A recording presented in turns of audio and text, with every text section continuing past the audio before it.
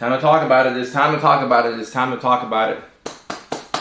Welcome back to another episode of The Late Night Show with your boy, Dr. Kojo. Making sure that we have all of our friends here. Go ahead, gather around, accumulate. We're going to talk about some neurodivergent dating green flags. Things to look out for. We're talking about the green flags tonight. So go ahead, grab you a seat, get comfortable, use the comment section to let me know where you're checking in from, and I can't wait to get started. I cannot wait to get started.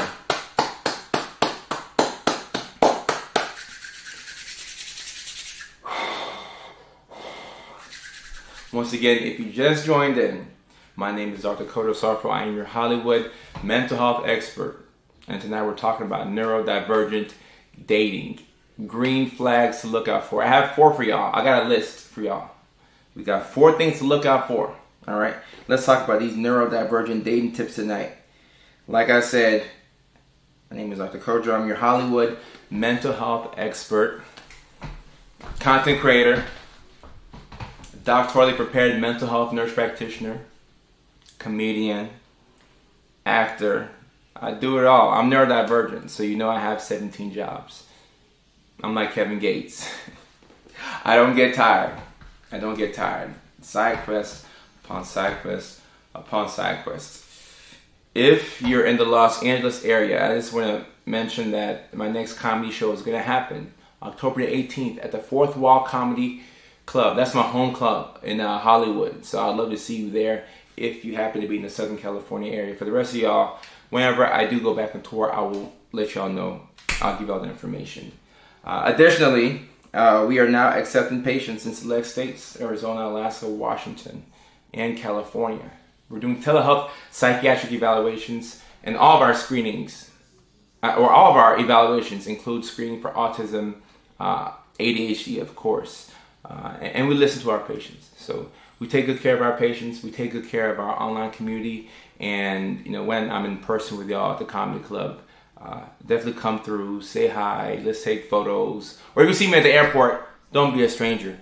Whenever I'm in Atlanta, I see a lot of my community, and they come up to me and they say things like, "Hey, man, Coach, I haven't seen you on my FYP in a long time. I see you on Facebook." I'm like, all right, I'm everywhere. You just have to look out for me. We are still streaming and posting on TikTok. We everywhere. Damn it. My ears popping. All right. Like I said, go ahead and use the comment section to let me know your name, where you're checking in from. That way I can go ahead and read your comments. All right. You can read your comments, and we'll talk about the 4 neurodivergent dating green flags that I have. All right. We talk so much about red flags. All right. Like what to look out for when you want to know if somebody's toxic. What should I look out for if I think somebody is gaslighting me? How do I know that I'm being cheated on? How do I know that this person is a manipulator? All right. And one of the best ways to find out what you want is to eliminate the things that you don't want. However, there are some things that we want to see. And if we see these things, it's a sign that you could be on the right track and or with the right person. All right. And just because you're neurodivergent doesn't mean you can't find love. It just means that you have to be more intentional about who you surround yourself with. You got to be intentional. All right. So my man Tony, what's going on? Persephone, what's up? Chelsea Bailey, it's good to see you. I see Chelsea's married. We love to see it.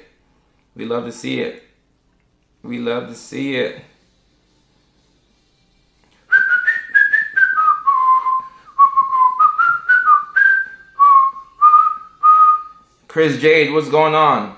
I'm happy to see you here. I am happy to see you here. And I mean, if you're new to my live stream, you'll know this, but I'm letting you know right now. Towards the end of my live stream, I do Q&A, all right? So I will answer questions for free at the end of my live stream. So if somebody asks a question about how do I deal with getting diagnosed with autism as an adult? Oh, we will talk about that towards the end of the live stream. Trust me, we will talk about that. And I'll tell you how to go about finding an autism evaluation. And the screenings that I do, it's not the assessment for autism, but the screenings that I do, you know, through in a psychiatric evaluation, pretty much tell you if you should seriously pursue an autism diagnosis. And I feel like if you think that you could be autistic, you should pursue the diagnosis anyway. You don't need a screening by me to do that.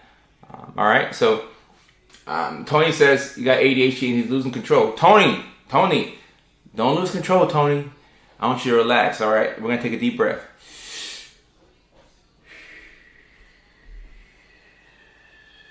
Wherever you are right now in the world, join in with me. Or join in with Tony and I. Take a deep breath. And hopefully, as we talk about these neurodivergent green flags, you feel better, all right? Hopefully, you'll have some hope. And I'll be honest, I'm somebody who, there have been times where I've questioned if I could be compatible with somebody, if I could find true love. You know, not because I think I'm not wanted by women. You know, I'm extremely handsome. But more so because of me being a workaholic and liking to do all these different things. And I have certain sensory sensitivities. So I'm like, you know, how can I gel with somebody who wants the heat on all the time and I like it cold? Or somebody who wants to play loud music and I'm an unk now, so I don't want the music to be too loud. You worry about some of these things when you're living with somebody, so on and so forth. But it doesn't mean that you can't find your person. It just means that you have to find a particular person for you who gets you and who is willing to learn you, all right? Who is willing to learn you. Molly, it's good to see you, Molly. It's good to see my community, my online community. I love each and every one of y'all.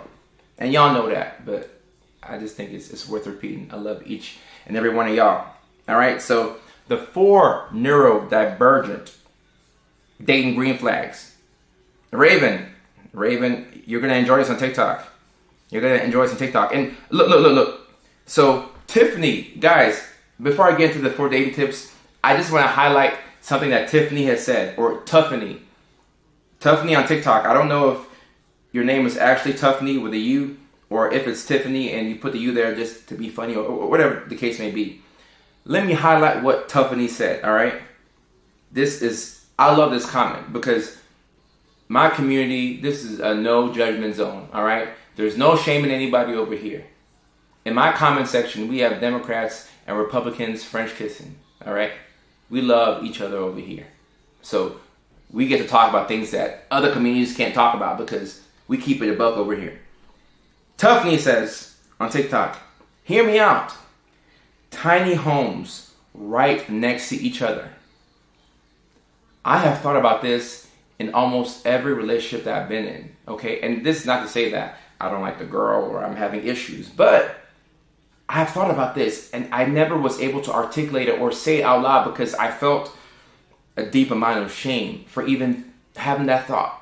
Like, why do I want my own home? And why do I want my lady, my woman, my wife to have her own home next to me? Like, wouldn't that be a waste of money? Like, why can't we just be in one home? But this idea has come across my mind so many times because it's like you have your own space and I can be dirty over here. I can fart loud over here. I can burp. I can do whatever. You know, I can just do whatever. And then she can have her own space over here.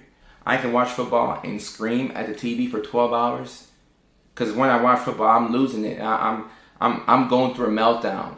You know, the Titans and Cardinals game a couple of days ago, I was crying. I was laughing. I felt like I was losing my mind. And you know, fortunately, my girlfriend watched me and she didn't call the police. But, you know, like, sometimes I can be hella loud. How's that gel with somebody? So if you've had this thought of wanting to live apart from your person, but within close proximity, it's a sign that you could be neurodivergent. I'm not diagnosing you, but it's a sign that you could be neurodivergent. It just means that you like your own space. It doesn't mean that you don't like your person. It just means that you need space to yourself. You know, don't judge yourself. Don't judge yourself. And Tuffany said, I have that shame all the time. This is literally something I think about every day. And this is what it's like to be neurodivergent.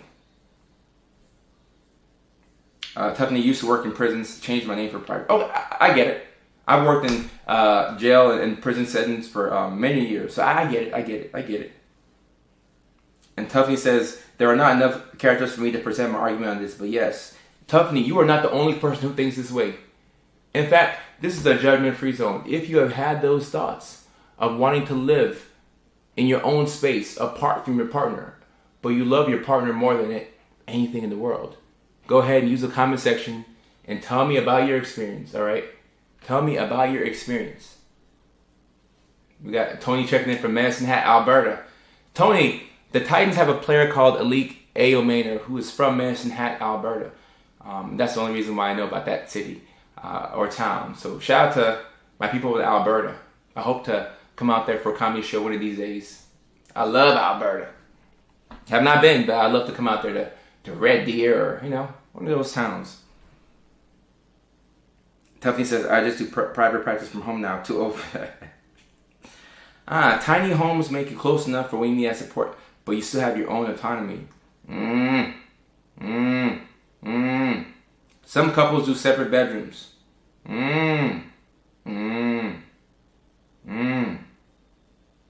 Guys, this is a thing. This is a real thing. This is a real thing. All right, okay, so let's talk about these dating green flags. These dating green flags. Let me pull up my list over here. All right. Tonight we have 4 neurodivergent dating tips. These are the green flags you have to look out for. Number 1, your person respects your need for space. So Tuffney elaborated on this a little bit earlier when she proposed the idea of having tiny homes next to each other. When you have somebody who respects your need for space, it makes you feel like you have autonomy. All right, and I've talked about this multiple times on social media, and I will down this hill. I'll keep banging this drum for as long as I have to. But when you're neurodivergent, especially when you have autism, a big part of your life revolves around needing help from other people. You need, you need some type of external support in order to survive and thrive. So when you know this, it could be a painful truth to accept. You know that you rely on the help of your family members and friends. You know that when you go to work, you need accommodations. You know that you need more time to take tests at school. So it's embarrassing sometimes to be an adult and to be dependent on others in some capacity. So because of this, autonomy becomes that much more important. You need your own space. You need your own place to where you can just do what you want to do. You need to know that you can call the shots on certain things in your life. You have to have some level of autonomy. It's a requirement if you're neurodivergent, especially if you're autistic. You have to have some type of autonomy. And when you don't have this is when we get into arguments and we get into fights, and then we get into the concept of demand avoidance. Somebody's telling you to do something you're already going to do, or somebody's suggesting something to you, and turns into an argument, turns into a fight. A lot of people lose jobs over this because they can't handle how their boss is talking to them. And of course, the way we say things is important. But with demand avoidance, sometimes just the fact that somebody has told you what to do just pisses you off. And you're like, damn, why are you even talking to me? Shut up talking to me. I don't need you to tell me what to do. So autonomy is a need when you are neurodivergent. And if you're dating somebody and they don't understand this, they're going to take it as if you don't like them. They're going to feel like your energy switched up. They may think that you're cheating or you're looking for somebody else on the side. And this is why we have to talk about it, because it's a need. You're going to need more alone time when you're neurodivergent. And when you get to a new relationship and y'all doing all the things and you're having so much fun and everything is all good, and then after a couple of weeks go by, you start to, not that the love dies down, but you start to return back to who you really are, right? And you start to need a lot more time and space to yourself. Some relationships don't survive that period because that's not how you came in. You came in hot. Lots of dates, lots of trips, lots of hooking up. Everything was great. And all of a sudden now you just needed time to yourself. It doesn't make sense to people who are neurotypical. So that's why we have to bring the neurotypicals on this live stream so we can talk to them. Ashlyn is saying, I love my job because I work from home and I am very independent in my work and it's the best. Look, if you are neurodivergent, you have to ask yourself what type of employment you should be seeking. A lot of neurodivergent people cannot work for others. This is the truth. A lot of neurodivergents cannot work in a shared space. You gotta have certain acquired social skills that some of us don't really want to work in a shared space. It's difficult to work. I don't like working in a shared space. I want my office to be my office. I don't want somebody else breathing across from me in my office. I don't want to hear you burping in my office. I don't want to hear you farting in my office. I don't want to hear you doom scrolling and laughing at reels and TikToks in my office. You know, so luckily for me, you know, by nature of what I do, I get to have my own office, and, you know, with my private practice, I get to work from home. By the way, if you want more information on that, TikTok, hit the Service Plus button and drop your email in there, and we'll send you information about our psychiatric services, our coaching services, and our neurodivergent community. I want to put together this paid neurodivergent community where people can meet each other, and you might meet your person in there. You might meet the love of your life in this neurodivergent community. And if you meet your person in my neurodivergent community, I will have to get some type of paperwork so I can, you know, I can officiate the wedding, because I've never done that before, and that's one of my side quests. I want to officiate somebody's wedding. So we're looking for a lot of love around here, right? But if you're neurodivergent, you gotta ask yourself, can I work around people? Like, is this the best setting for me? And if not, don't have any shame. It just means that that setting is not the best for you. That's all it means. That is all it means. That's all it means. Wow, my ears popping today. Chelsea says, what if I know he's green flagged, but he's in denial about likely being neurodivergent and projecting negatively on mine and our symptoms? That's what Chelsea asks. So Chelsea, you have to understand, even if you have a mental illness, that's no excuse for not working on yourself. And if you're projecting, it means that there's some inner work that we have to do. And you can lead a horse to water, but you can't make the horse drink it. And all I'm saying there is you can want for somebody to make certain changes, but if they don't make those changes, you're going to come to a standstill in your relationship. So Chelsea, don't quickly and impulsively give up on your person, all right? I'm not a big fan of, you know, I hate dating advice online where it's like, if your person does this, leave them right now. No, we don't make impulsive decisions. We sit down and we make calculated decisions, because you might just have had a bad day, you know? And, you know, we live in an era where we have all these dating apps, and, you know, you can replace a person with the swipe of a button. So I think some patience is required, but obviously if a situation is not working out for you, like, you know, you can move on, right? You can move on. And, okay, look, Bless Brit on TikTok says, you can officiate my wedding. Bless Brit, where are you located at? Why y'all let me do this? This is crazy. The fact that y'all let me do this is crazy. I want to officiate your wedding.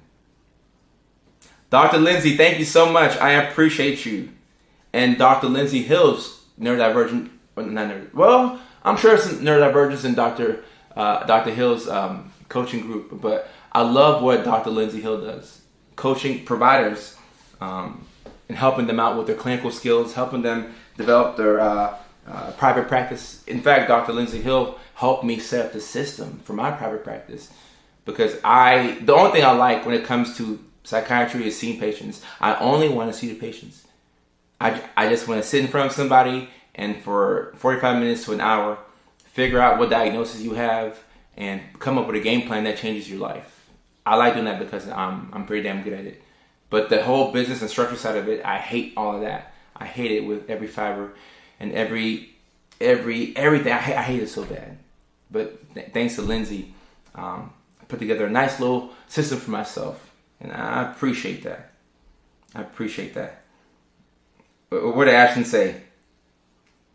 Ashton says, 1,000%, I don't want to hear you talk. Yeah, I know you're not talking about me. It's just you don't want to hear people talk all in front of you, and, you know, people smacking.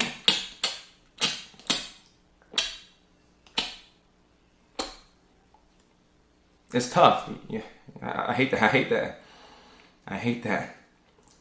Jade says, I've masked so much, I don't know how to reintroduce myself to people that know me.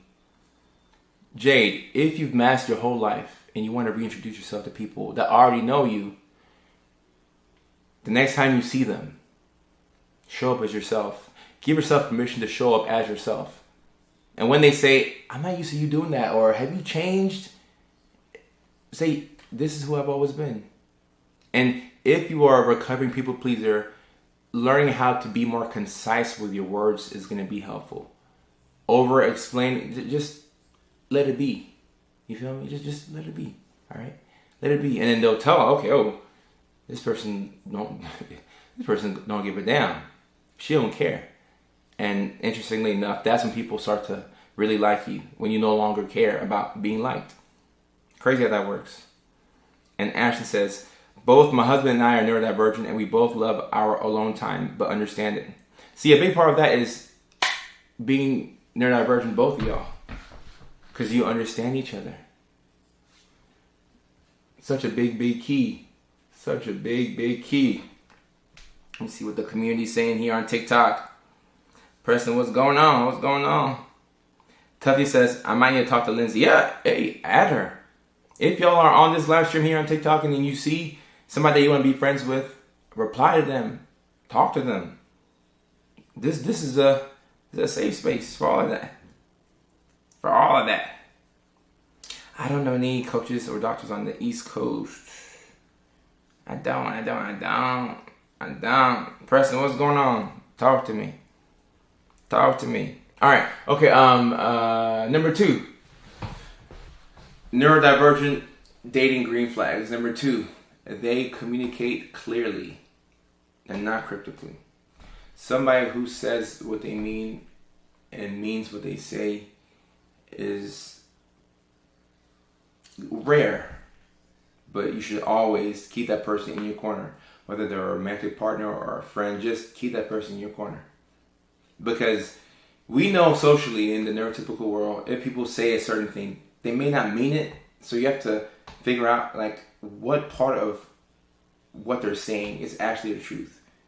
And what part is the extra like fluff. Like, do they actually mean this, or are they saying this to be nice?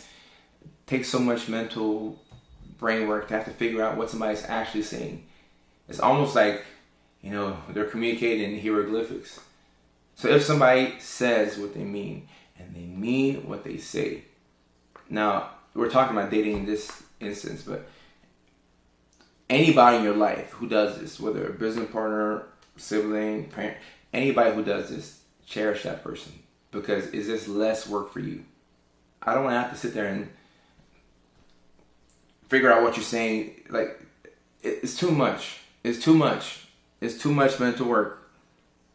And my brain already works twice as hard. I don't have to do all that. I don't want to do all that.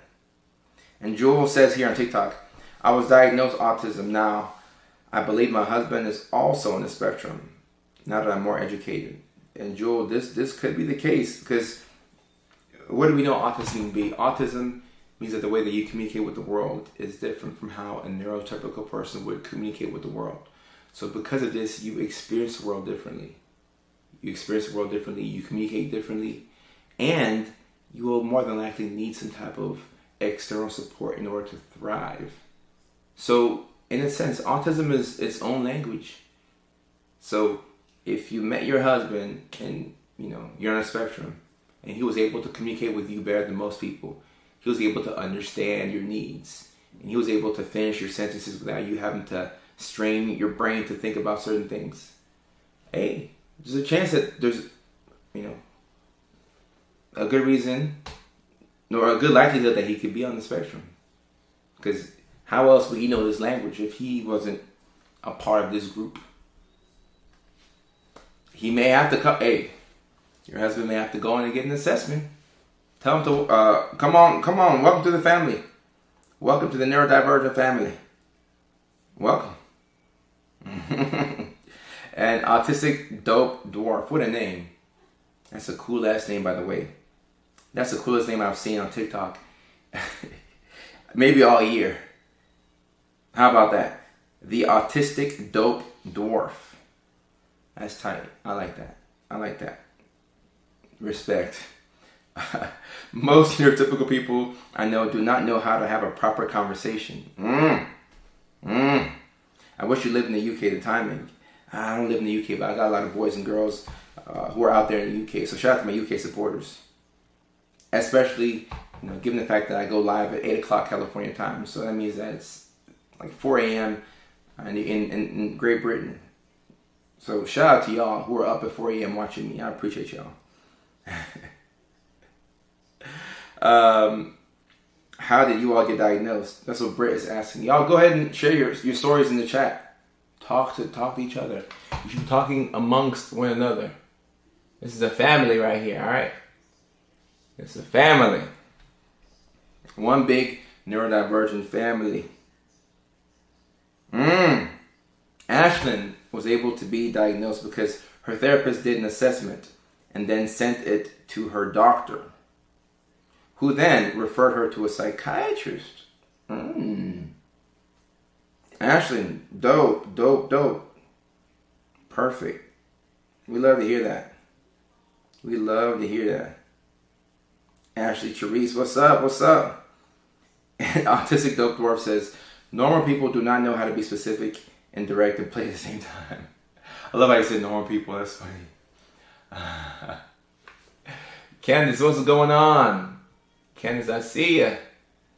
My week is going good. Thank you for asking. I like what Molly said a couple of minutes ago. Molly said, I guess it's important for a partner to understand you, enjoy their presence, just not entertain them 24/7. It definitely takes some getting used to. Yeah, guys, this whole thing where we feel like we have to entertain the people that we choose to be with, hey, we have to quit all of that yesterday. Stop all that mess. Because you don't get to choose your parents. You don't get to choose your siblings. You don't get to choose your kids. But you do get to choose the person that you choose to be with, right? You get to pick your partner. So please pick somebody that you don't feel obligated to entertain at all times. That's draining. Especially if you're neurodivergent. You don't have the luxury of picking somebody that you have to entertain all the time. You don't have the residual energy. You're drained by the time you get home. So you have to protect that home time. That's precious time for your brain, for you to recharge. So if you go home and you feel like you have to do mental gymnastics to keep somebody entertained, yeah, it's not gonna last for too long probably. So just be mindful of that. Just be mindful of that. Let me see my TikTok. How did I meet my person? For me, at this little dive bar in Alaska. Crazy. Don't make no sense, right? Chloe says, why do I dread getting a partner? I feel drained having to be around them already and I don't know anyone. Chloe, that means that you're normal as a neurodivergent. That is a neurodivergent experience, realization. Just the thought of having to be with somebody can be draining because now you have to be a bit more present. You can't just let your mind roam and wander, and just let the time blindness do its thing. One moment it's 3 o'clock, before you know it's 10 o'clock, right? It's an obligation in a sense to be in a relationship. So it's work, all right? It's not going to be easy, but it does come at some cost. So you have to find somebody who's willing to, you got to give a little to get a little. You feel me? You got to give a little to get a little. Can't do it. Look. I understand that. And there's you have some neurodivergents who have accepted that they're going to be alone and they don't want to change that. And that's fine. Some people will run to them and say, oh, I know somebody, you would gel with this person. No, they want to be alone. They don't want to be in a relationship. Maybe they can get their intimacy needs met some other way or something non-committal, something no strings attached, or maybe they get it through friendship or maybe whatever they enjoy. But not everybody should be forced to be, with somebody. However, socially, people will look at you kind of crazy if you show up to weddings and birthday parties and big social events without a +1. In America, that's very weird. And I don't know why, because I don't mind going to places by myself. I just don't mind. I don't feel the need to have to bring somebody at all times. Even in a relationship, I'm a lone wolf. Gen Z Babe says, so are you on the spectrum, Doc? Well, one of these days, I may have to assess myself and see if I am. Probably, she. Chloe says, won't one of us get bored of each other, though, like it's the rest of our lives? I do believe if you find somebody, like, for example, Ashlyn and her husband, I mean, if you get mutually bored of each other, then it becomes funny, Ashlyn says, I will never get bored with my husband because he's also my best friend. He makes life 1,000% better. And this is why people have to come on the live stream so they can see these comments. So you can have hope. You can be with somebody and not be drained by them. We have evidence right here. That's awesome. That is awesome. That is awesome. That's awesome. Two Mama says, is it true that neurodivergents thrive in a relationship where they are with someone who's a provider? I mean, I've seen those videos circulate on the internet where I think the girl says, if you're neurodivergent, you have to be with somebody who's a provider. I mean, some neurodivergents are the provider. I think the whole net of what she was trying to say is that if you are neurodivergent, having access to additional resources is very helpful. And normally, if you have, disposable income, life is easier for you just in general. And if you're neurodivergent, you're going to be dealing with late fees and the ADHD tax and paying extra for things that you bought twice or thrice or 4 times. So life is more expensive for you if you are neurodivergent. So to make things a bit more equitable, having more financial resources will make life easier. And for some people, they do this by, joining forces with a provider. Get it how you live. Get it how you live. Right? Yeah, gotta get it how you live. The late fees, yeah, it's tough. It's tough. It is tough. The third neurodivergent dating green flag, all right? They celebrate your routines as opposed to fixing them, right? If you have somebody who celebrates your routines and they don't try and fix you, that's a sign that you're moving in the right direction for potentially the right person. Routine is good for all of us. When you're neurodivergent, when you have a routine, you do better. For anybody in general, but for neurodivergent specifically, a routine is key because it takes away the decision fatigue. That we do this on these days, we do that on those days, we do this in the morning, we do this at night.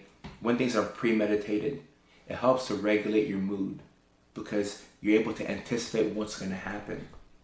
All of us have a fair amount of anxiety about the future because we can't control it. But when you have neurodivergent and different sensory sensitivities, and you're prone to different types of anxieties, knowing what to anticipate is a good way to regulate yourself, right? And one of the best ways to anticipate things is to plan them out, to have a routine. So when you have a certain way of doing things, and because you're dating somebody, you feel like you have to change yourself, not a good sign. Those relationships don't normally last, or if they last, they become toxic and rotten. You should feel like you could be yourself and do things your way with your person. And sometimes, look, you gotta adjust because, like I said, you gotta give a little to get a little, right? But for the most part, somebody who celebrates how you do things as opposed to, looking for ways to fix you, that's a good sign. It's a great sign. It's a really good sign. Really good sign. Mercy says, is there any future for the neurodivergent black boy? He wants to become a pilot. Yeah. Look, I wrote my first book, You Already Win, in 2019. And if y'all have never read that book, I would urge you to go grab it and give it to any neurodivergent that's struggling, coming up in this world, especially a fellow neurodivergent black boy. I had bad grades in school, especially in high school. I mean, I failed multiple classes, couldn't wake up on time, late to classes, poor GPA. In elementary school, I was on the yellow bus, right? The short yellow bus. I would get off the bus and kids would be laughing at me. I thought they were laughing with me. So I'm laughing with these kids, but the kids are laughing at me.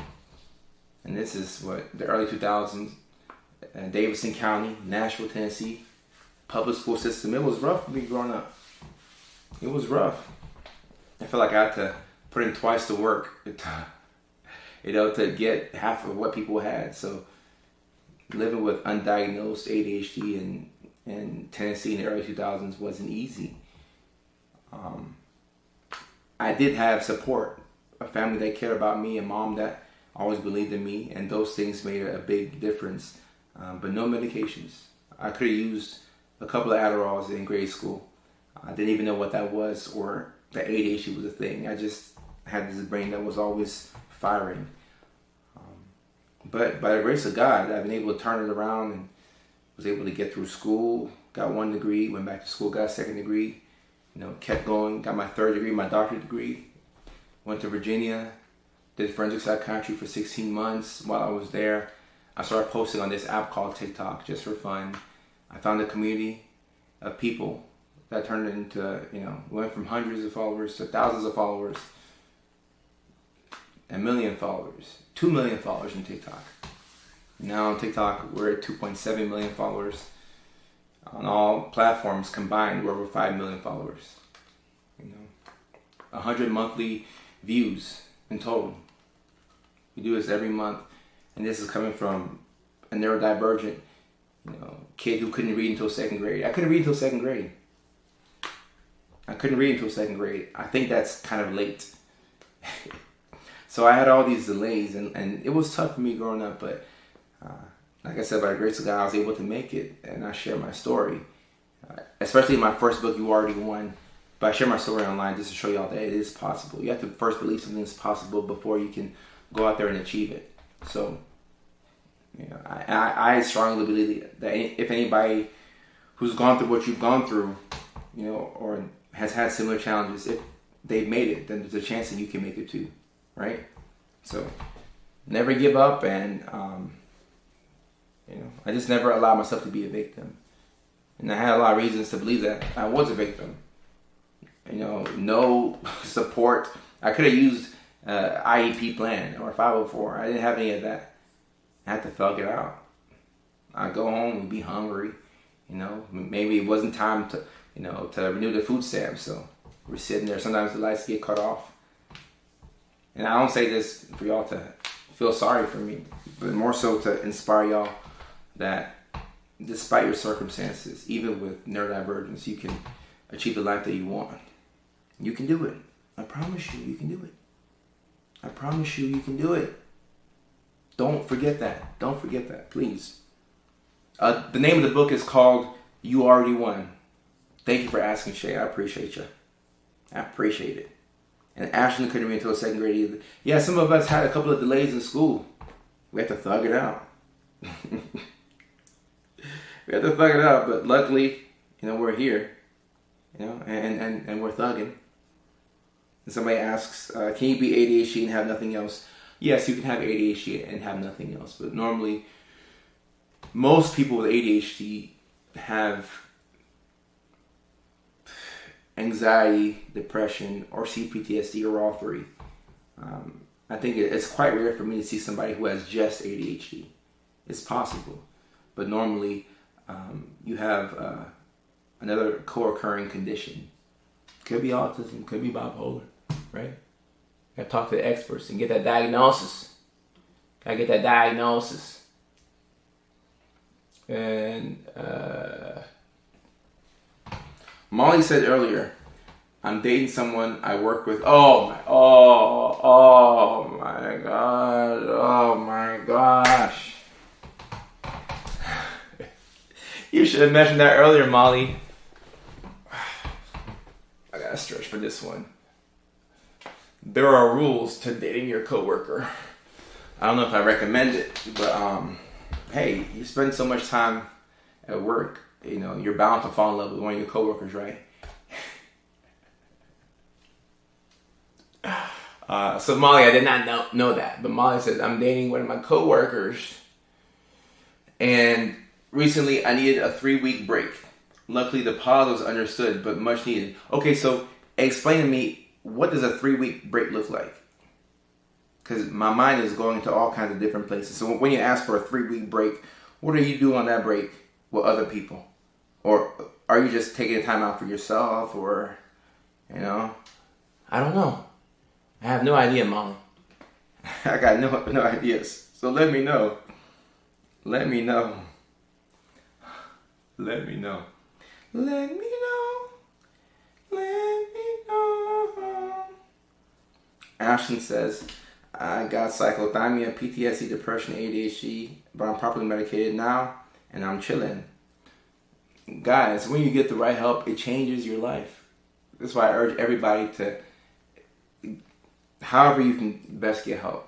It doesn't have to be with me. Do what's best for you. If there's someone in your area, or however you can get professional help, it will make a big difference. I promise you.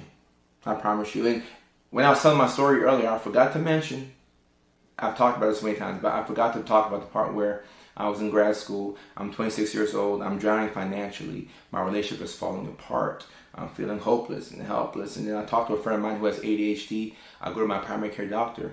I get formally diagnosed with ADHD. I get on ADHD medications. And instead of failing at a grad school, I'm able to graduate. And then I become Dr. Kojo, and, you know, the rest is history. A big part of me was getting on those medications. So I'm not going to act like I did it by myself. I didn't. God helped. You know, God was a big part, but I had to go talk to a professional. And he got me straight. Shout out to Dr. Pearson, Grovetown, Georgia. I forever love you. Shout out to him. Shout out to him. Elise, I appreciate you. Elise in New York City. I appreciate you. CPT health coach, finding joy in my kind of people. Yeah, I like how that sounds.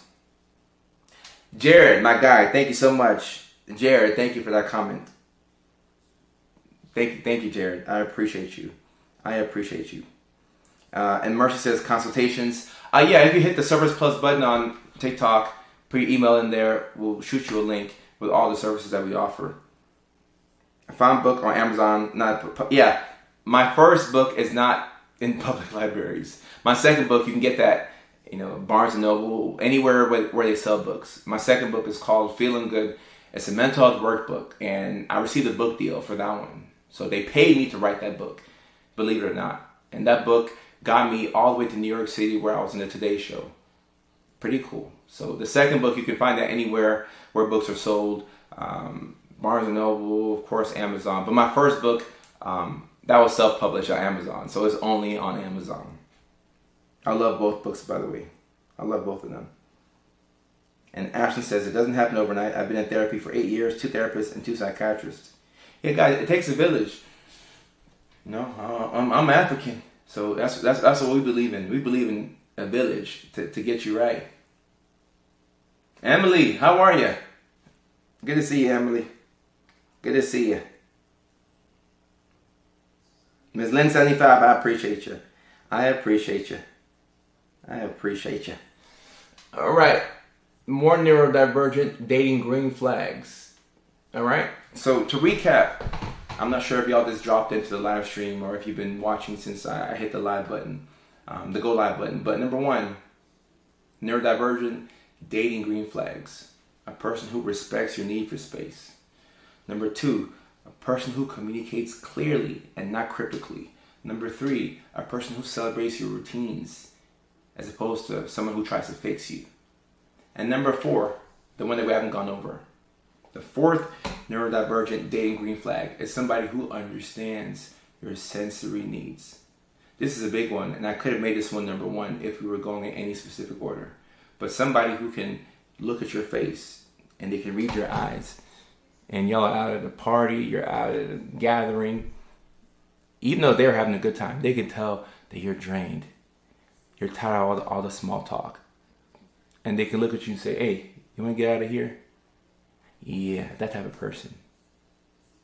Yeah, that type of person. That's what we're talking about. That's what we're talking about. That's what we're talking about. Somebody who understands that you only have maybe three good hours in a day, and after that you just gassed out. That type of person. That type of person. That's what we're talking about. That's what we're talking about. Somebody who understands your sensory needs. Maybe they give you a weighted blanket out the blue because they know that you like that feeling of being supported. Maybe they give you random hugs. Maybe they know that when you're upset, they shouldn't touch you. These are key, guys. These are key. These are key. These are key. These are key. Headphones. Amy says, my type. Yeah. Hey, if you can, I think that's all of us' type. Somebody who understands our sensory needs. Somebody who takes the time to want to learn these things. And somebody here on TikTok says, ooh, my husband makes me more anxious. Okay. That's not ideal, but it doesn't mean that you're in the wrong relationship. It just means that at this point in time, y'all are just anxious. Type shit. Shut up. Ms. Lynn, thank you for ordering a book. I appreciate that. Thank you for ordering a book. Guys, I'm still a small business. You know, we're doing good, but we're still a small business. So every sale goes a long way. I appreciate you.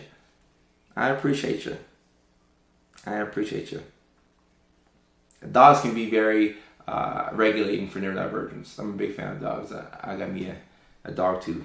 And a psych service dog, I think that'd be very helpful. You got the book on Amazon. Thank you so much. Muchas gracias. That's all the Spanish I know, but I really do appreciate you. Thank you for supporting. And guys, I will never forget. And I think people think when you get a lot of followers, you forget certain people, or you look at people as views and numbers. No.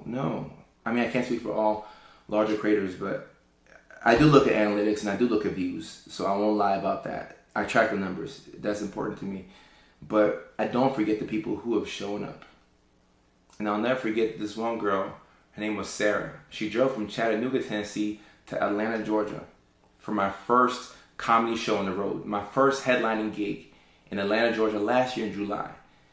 And I kid you not, guys, even though Atlanta is one of my hometowns, I went to Atlanta and I laid an egg. I took a big shit on stage. I bombed. It was not a good comedy show. It wasn't a good comedy show. The next one in Chicago was way better. So Chicago is tied with Juneau for my favorite comedy town in America. So the Chicago show was great, but Atlanta, I don't know. Maybe I was just too nervous coming back home, but it wasn't the best show. You know, it wasn't. You know, I bombed respectfully, but there was just one girl called Sarah who drove from Chattanooga, Tennessee, all the way to Atlanta, Georgia. And even though I bombed on that particular night, I will never forget that part of the night. And the night in general was great because like people came out, they supported me, the club was happy, we made money. You know, it was just good to be on stage and do what I love. But Sarah drove from Chattanooga, Tennessee, all the way to Atlanta, Georgia. And on top of that, she had both my books. Not just my first one, but the second one. She had the second one, Feeling Good, which is the one that I got the book deal for. So that's probably more publicized. But she also had my first book, You Already Won. And I was like, thank you for your support. I appreciate you. We had a good conversation. I signed her book. And I was like, wow, there are people who would drive 3.5 hours to see me because I'm in town from California. And that warmed my heart. And I always talk about this story. So shout out to Sarah in Chattanooga, Tennessee. She pops in on the live stream every now and then, but I really appreciated that. It made the kid feel good. So thank you. Come to East Coast Canada. I gotta come to the East Coast Canada. I gotta come.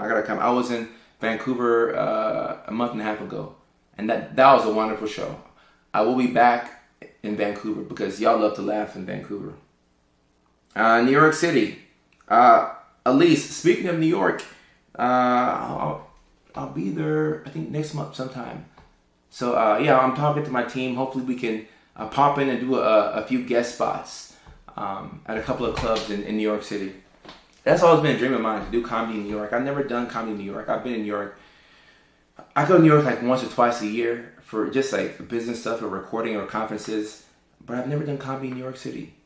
I would love to come and do comedy in New York City. So, yeah, at least we're eyeing that sometime in November.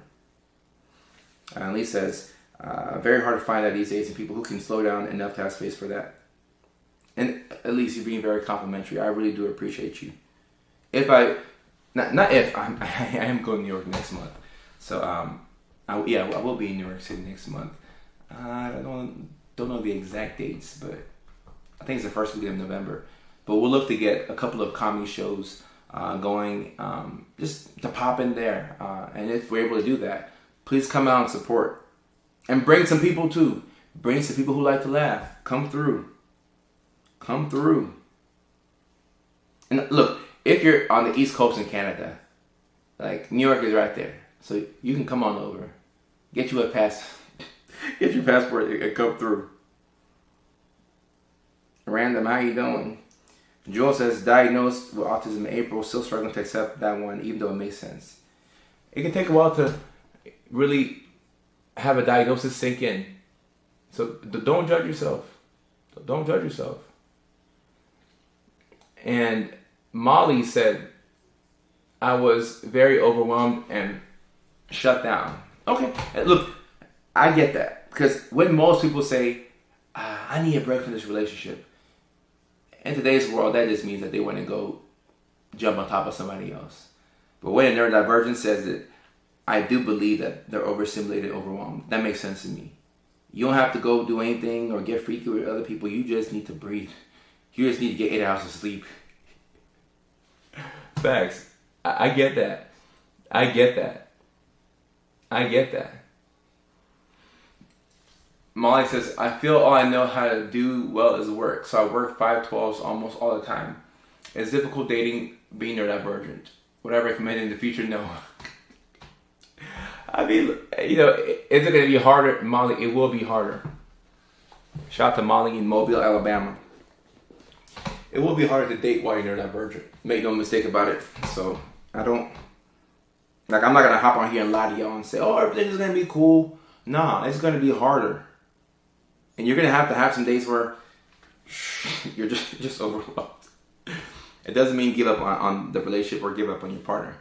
But it means you have to pace yourself and allow yourself to have bad days or low days. You can't have energy every single day. I certainly don't have this energy all the time, but whenever I go live, it does, going live, like, it turns me up regardless. But I don't have this energy every damn day. Some days I'm just tired. I'm tired. Where else am I going next? As far as the comedy, we had the shows in Houston, Dallas, and Atlanta this year that we canceled. I canceled. I looked at my calendar and I was doing too much flying and having too much neck pain, and my Oura Ring sleep scores were really down. And I guess I just kind of burnt out. So I'm learning to sit in one place and not, be so impulsive and hop on planes every weekend. And it's been good. I've been on the go. I think the past 2 years, I've been traveling so much. My parents have been watching my dog for the better part of the last 16 months.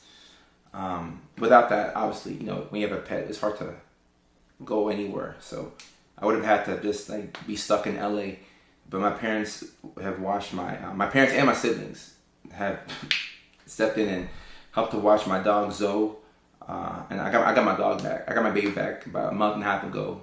I haven't had her for almost 2 years, it feels like. So I've been doing a lot of moving around, and it's been a lot. So it's been good to sit down for a little bit and put myself on timeout.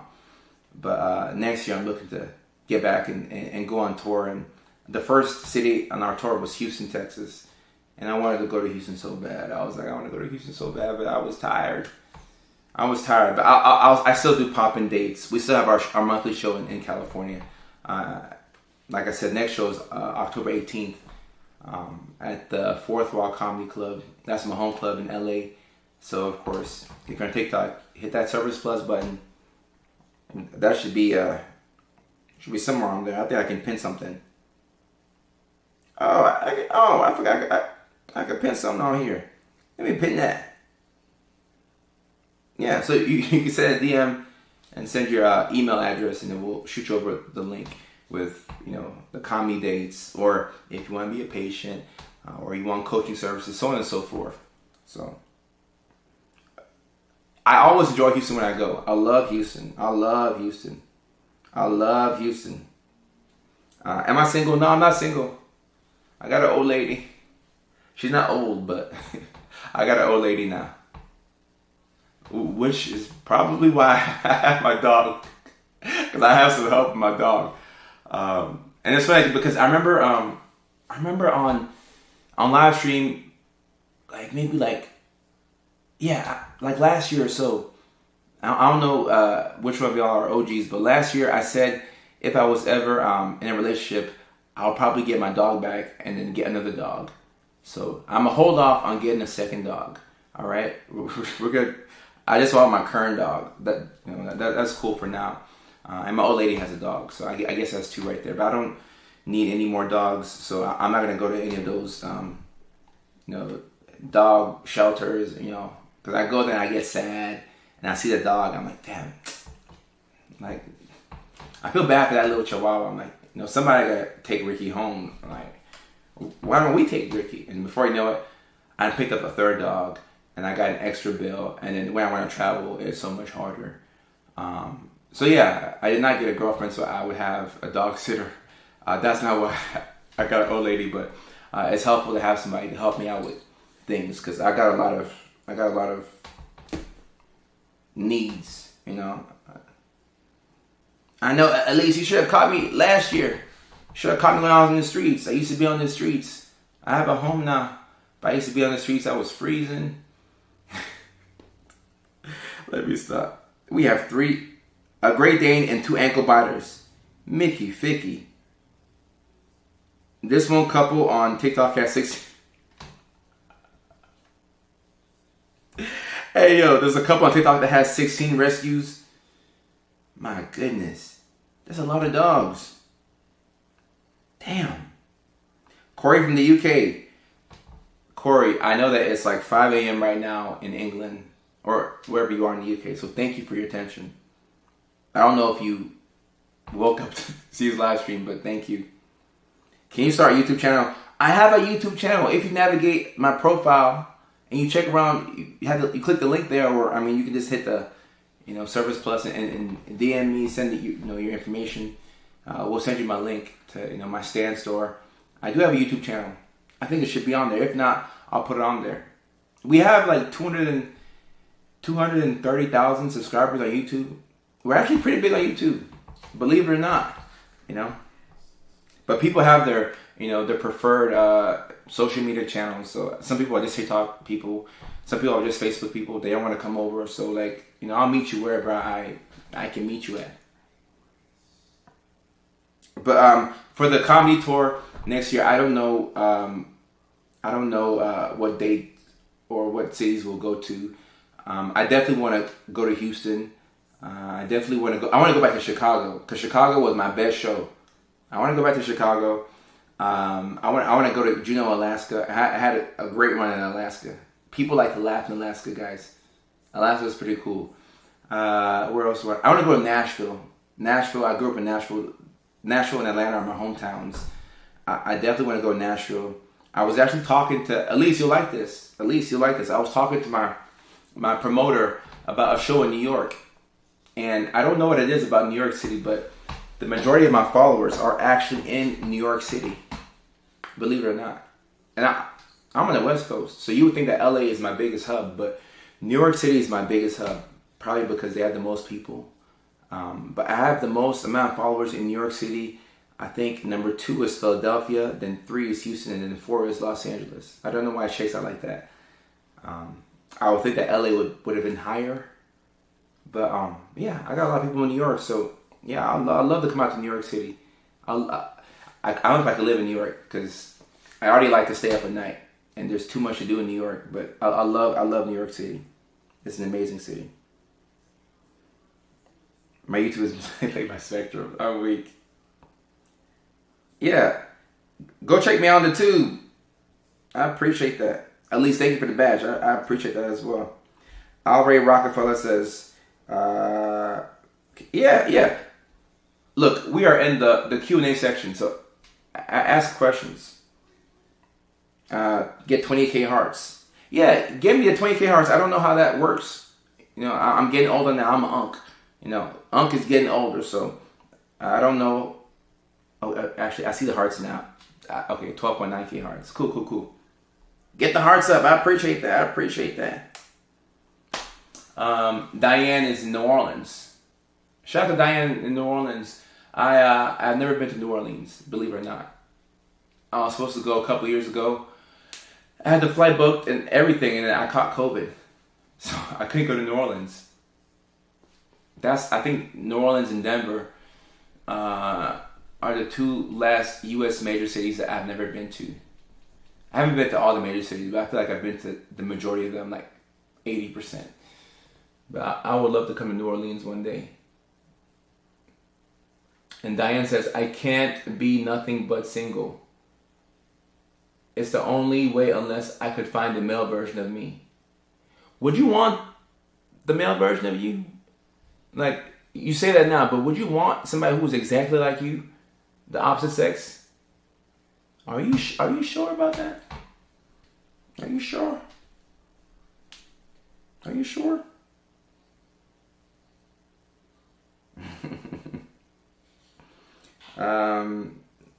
Zane says, hey, love buzz. Hey, what's going on, Zanny? Talk to me. Alright, so we're in the Q&A section. Let's get to some questions and answers. In England, we have an ADHD medication shortage. Our waiting list to get diagnosis is 2 years. That is absolutely dreadful. I know a little bit about the NHS because I have a lot of supporters in the UK, but that's awful.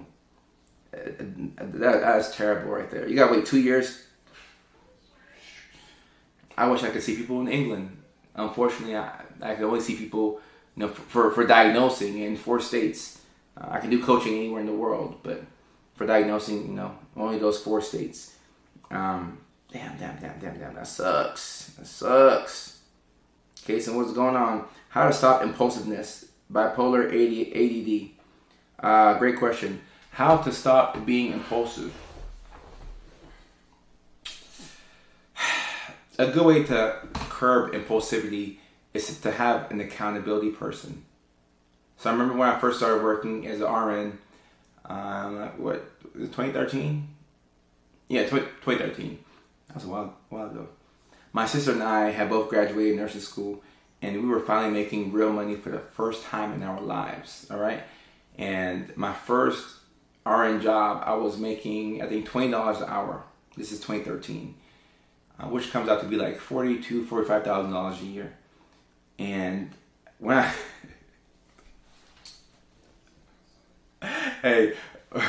when I got my first paycheck, it was like maybe $1,200, you know, like it wasn't a full paycheck. I just, like orientation days, stuff like that. My first paycheck was $1,200.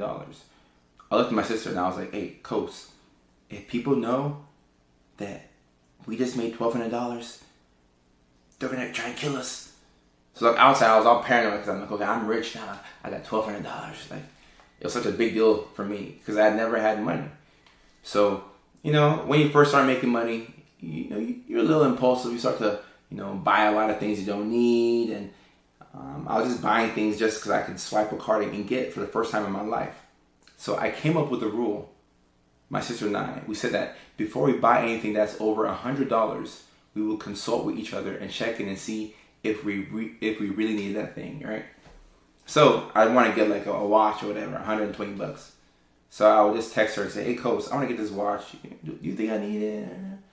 And she would weigh in and say, okay, well, you can treat yourself, but you just bought 3 games on the PlayStation. Each PlayStation game is $60. That's $180. So now if you get a watch, you spend $300. Maybe you want to wait till your next paycheck, right? Checks and balances. So that really helps. And if it's online shopping, you could you could put things in the cart and come back 48 hours later and see if you really want it. Because sometimes we're led by a feeling. We're like, all right, I want this thing so bad. I want it so bad. And then you're like, next year you're like, oh, I don't care for it. So if you just take a pause and catch your breath, you can save yourself a lot of money. So put barriers in place. Put barriers in place. Oh, it's 6:17 in Hawaii. Oh, it's Hawaii. Damn, Hawaii is 3 hours behind PST time.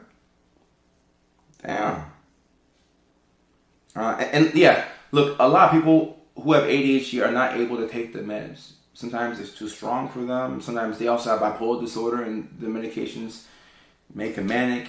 And that's why I think it's important to use all your tools: therapy, exercise, getting good sleep, being mindful of the foods that you eat, exercise, I have to mention it for a second time, looking into natural supplements, nootropics. I'm looking into that right now. Avoiding foods that have synthetic food, dyes in there. Like the red dye that you see in some of these foods will make it a bit more irritable. So you can make some lifestyle adjustments that will really help you out if you have ADHD while you're waiting for medications or professional help. A slave job at 44. That's funny. Kobe says, at the same, hey, yeah, what's going on, Kobe? Yeah, you gotta have some barriers. Yeah, avoid the red dyes. Avoid the red dyes if you can. No problem, Corey. No problem, Corey. The best food in the world and people. All right, hey, I gotta check out New Orleans. I gotta check it out. Diane says, how come I can never be on time, ever, and I lose something every single day? I could not. It's been forever and so maddening. I work inpatient in a state psych hospital. I can keep it together well at work, but getting there, man, is a fight with myself every single day. Diane, if you have a hard time getting to places on time, if you struggle getting out of bed, if you lose important items, you're like millions of people around the world who also have ADHD. I struggle with all of those things, and I don't beat myself up when I lose something. Where are the glasses at? I lost my glasses earlier today. All right, these are $500 glasses. Okay, and I don't buy expensive things because I tend to lose them. And these glasses were given to me by Meta. I was at a Meta event and I got these glasses for free. I've gotten about 3 of these glasses, right? These $500 glasses, they've given to me for free. So I'm like, thank God I am who I am because I get this thing for free. I lost my glasses, and I was freaking out this morning. I'm like, damn, those glasses cost so much. I lost my glasses. I played it cool. I went about my day as if I wasn't looking for the glasses. And a few hours ago, I found my glasses right here, right where I go live. I found the damn glasses. I said, thank you, Lord. I didn't freak out. But I know myself. I don't like to buy expensive things like that because I lose them. So I try and keep things pretty cheap, and it helps to live pretty close to work. You can still be late to work even if you live close to work, but you can put together a system where you're not as affected by your tardiness. And also, like, I would set my clocks like 15 minutes ahead to trick me into showing places on time, because you feel like you have more time than you actually have.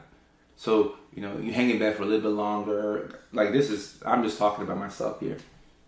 You feel like you can make everything. Like, oh, I can get, I'll hop on the road and I'll get like 3 green lights in a row. And then you show up to places late.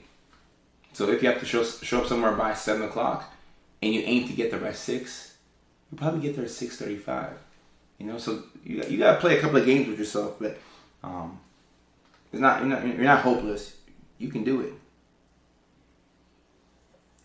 Al Ray, what was your question? I didn't see a question. Ask me a question again. Ask me your question again. 44. What about the steak?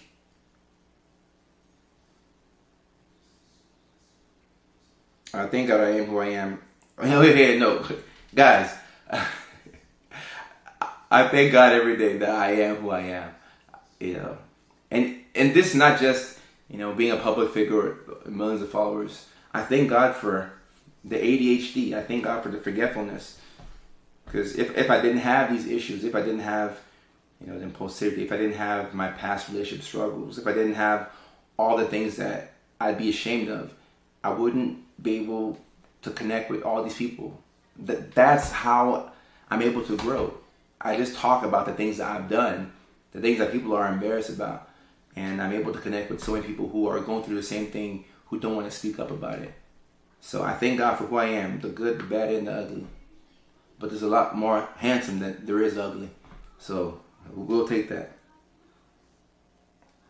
Coco, I'm always losing mine. Lenses are expensive. Make sure you get some insurance, because you pay for that out of pocket. I can't buy AirPods for that reason. I've had like 10 AirPods. I'm on my 9th or 10th. It's crazy. It's crazy. Elise says, I haven't dated in years. I'm in the depth of relationship struggles is awful. So, Elise, you haven't dated in years. Why? So, and forgive me. I know that dating, the definition has changed in America. You know, like sometimes, you know, we'll be doing the Mickey Ficky with somebody, but we're not dating them. You know, how does it make any sense? And look, these are things that I've done, so no shame here. I've been in situations where people ask me, "Are you single?" I'm like, "Hell yeah, I'm single." And I'm like, "Yeah, but if you asked, you know, a couple of girls in LA, they think that, you know, they were with me, but I'm single." You know, so sometimes, you know, we just do the Mickey Ficky, and you know, we don't call it anything. So that's how you can be single and still have relationship issues. I get that. It's I get that. Coco, you know it's true. You know, like I'm happy I've tamed down now. You know, I used to be a wild dog. Lee says, being conventionally attractive, I get hit on, but it's just not fruitful. Look, if you're conventionally attractive and neurodivergent, you got to be careful. You got to be careful. I understand those, you know, those struggles, because, you know, like aesthetics are what people see. So people want to talk to you. People want to, you know, jump into bed with you and, you know, and get their freaky on. But one to, you know, learn who you are, you know, could be a whole different thing. Oh, single. All right, and guys, look. When it comes to dating, we have a couple of different categories. We have single, and then in a relationship. I saw a bipolar 2 question I need to answer. Jordy, I will answer your question. I just saw it here. I will answer that question. Jordy is a cat mom, and Jordy says, spread love. Spread love is the Brooklyn way, right? I have a lot to say about being neurodivergent and conventionally attractive. I got so many thoughts, but let me answer this great question by Jordy. Jordy says, just got diagnosed with bipolar 2 today. My world has changed. Any tips for beginning this journey? So Jordy, here's a couple of things that you have to know about bipolar 2 disorder. So in my opinion, bipolar 2 disorder is one of the hardest ones to diagnose, because it looks like depression and anxiety. So more than likely, if you have bipolar 2, you were probably misdiagnosed with depression and or anxiety at some point. And you were given all the antidepressants and you still didn't get better. Probably struggle with sleep. You had these brief moments of euphoria where you felt great and you tried to get so much done because you knew that a depressive crash was going to come. And the majority of people that I know with bipolar 2 spend the majority of their time in that depressive and anxious state, right? So you have to account for, you know, the mood episodes. And one question that I ask every patient with bipolar disorder is, do you have more high highs or low lows? With bipolar 2, you tend to have more low lows, right? And bipolar depression is different from unipolar depression, which is this depression, right? So in addition to talking to your psych and make sure that you have the right medications, have a good support system, exercise, be okay with being different. You probably don't have the luxury of staying up, late into the night like your friends do, because getting sleep is important for you. And understand that bipolar disorder is not difficult to treat, in my opinion. It's just really hard to catch. I mean, not really hard. If you ask the right questions, you'll catch it. But it's not difficult to treat. You just have to catch it.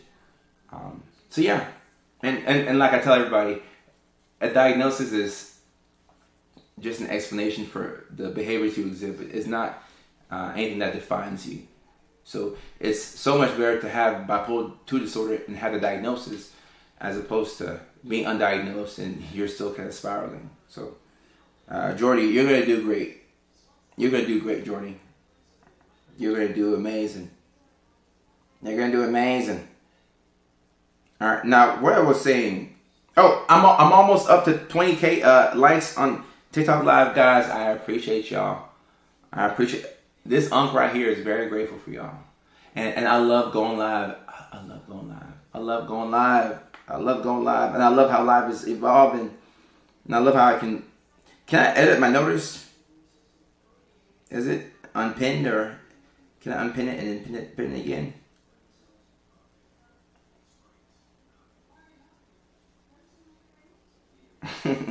This is fun. Rachel says dating is so hard. No, it's hard. It's hard. It's hard. Honey, I'm weird. That's Rachel's name. Rachel's name is Honey, I'm weird.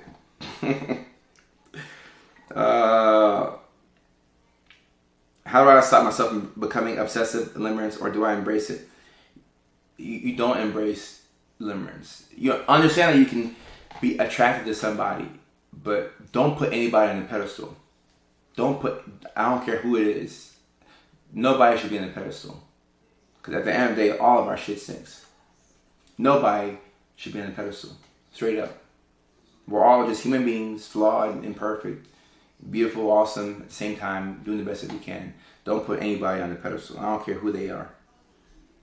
And Susie says, yeah, people expect something else from my looks, like pretty, but then I don't match my quirkiness.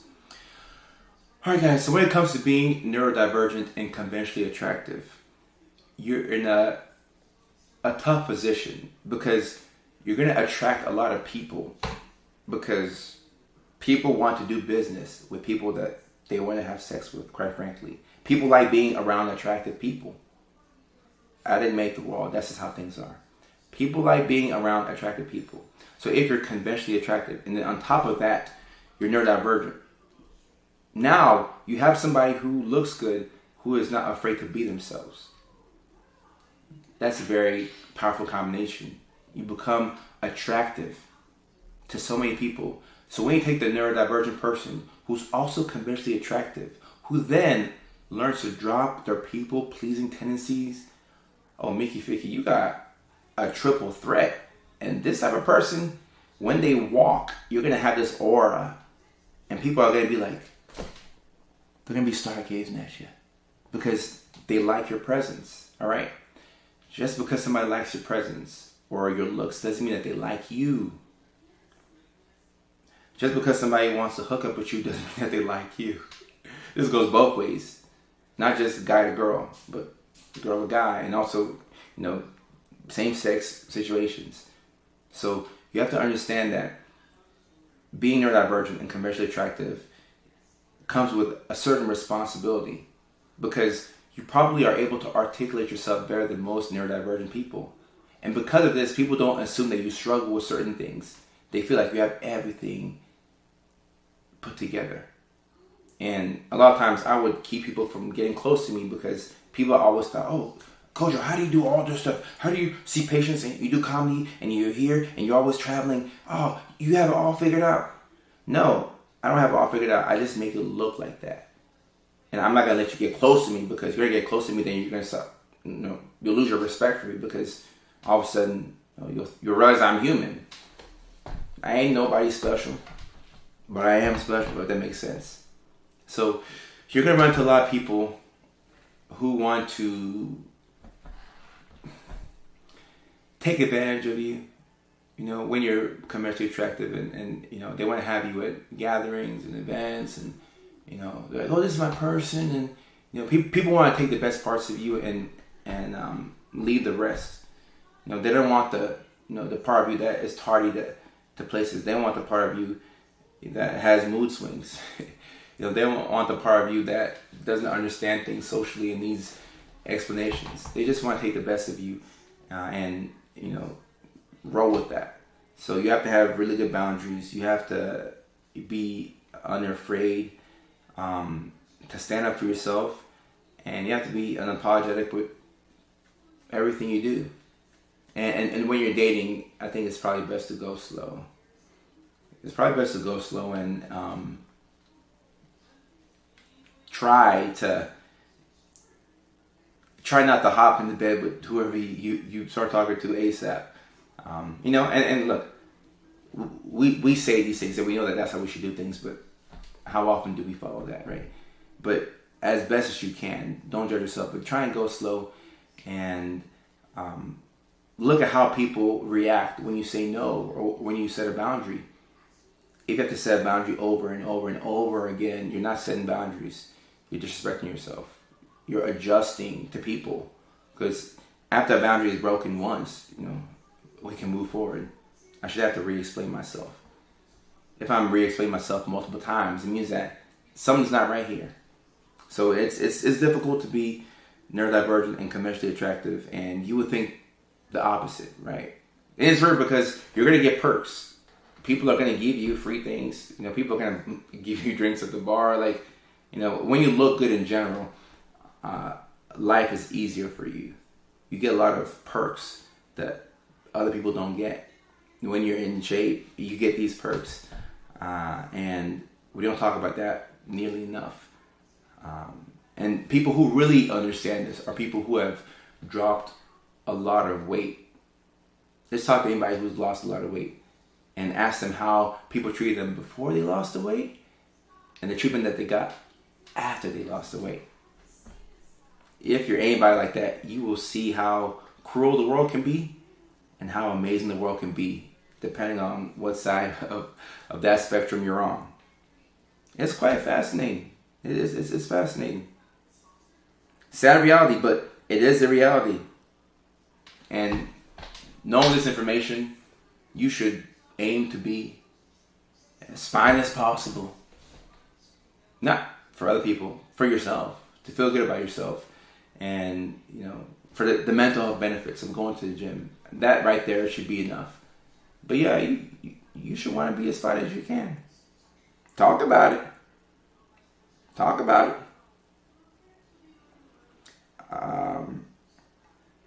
No problem, Elise. I set 10 toes on my boundaries.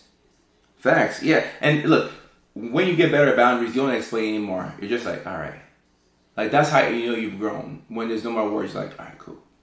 Or you don't even say anything. Just like an internal bet. All right, cool. Cool. I think that's why I've held on to my weight. Because when I was skinny, they only wanted me then. Look, the majority of my followers are women. So there's no nice way to say this, but guys are nicer to you when you're slimmer. I mean, there is scientific evidence to prove that. And we should be nice to everybody regardless. But people, even women, are nicer to you when you're slimmer. Am I tripping, or is your voice changing? This setup that I have right here, my voice changes every now and then. So if I sound a bit more high-pitched, don't believe it.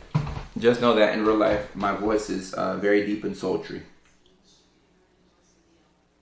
And Rachel said, but I learned the more I date, the smarter I am with dating, even though it can take a lot of energy. It takes a lot of energy, and I would recommend that you don't get into too many serious relationships. Because it changes the way you see the world and how you do things. You're going to have so many people's aura on you.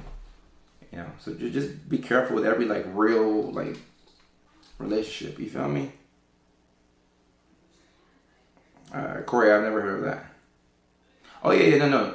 My voice sounds good in real life. So This road mic is not a good representation of how I sound right now.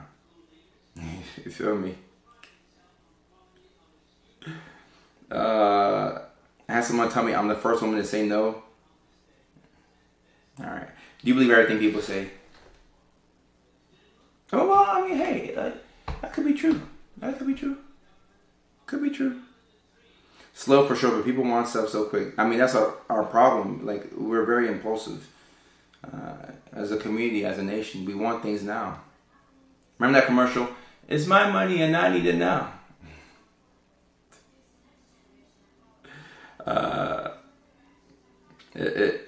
Sometimes they just want to experience you. Always good to be mindful. Yeah. Gotta be mindful about it. So yeah, I think really and truly you're just looking for somebody who's a good person. But a lot of times when we're dating, I don't think we're even looking for somebody, but we're looking for ourselves. Like you look for, the person that you are when you're with somebody. Like that version of you is sometimes the feeling that we chase, and we chase it through other people. So you can find that version of you in other ways. It doesn't have to be in a relationship. You can find it by trying new hobbies, by giving yourself challenges, giving yourself goals that you can accomplish and then feel good about yourself. So it doesn't always have to be in the form of another person.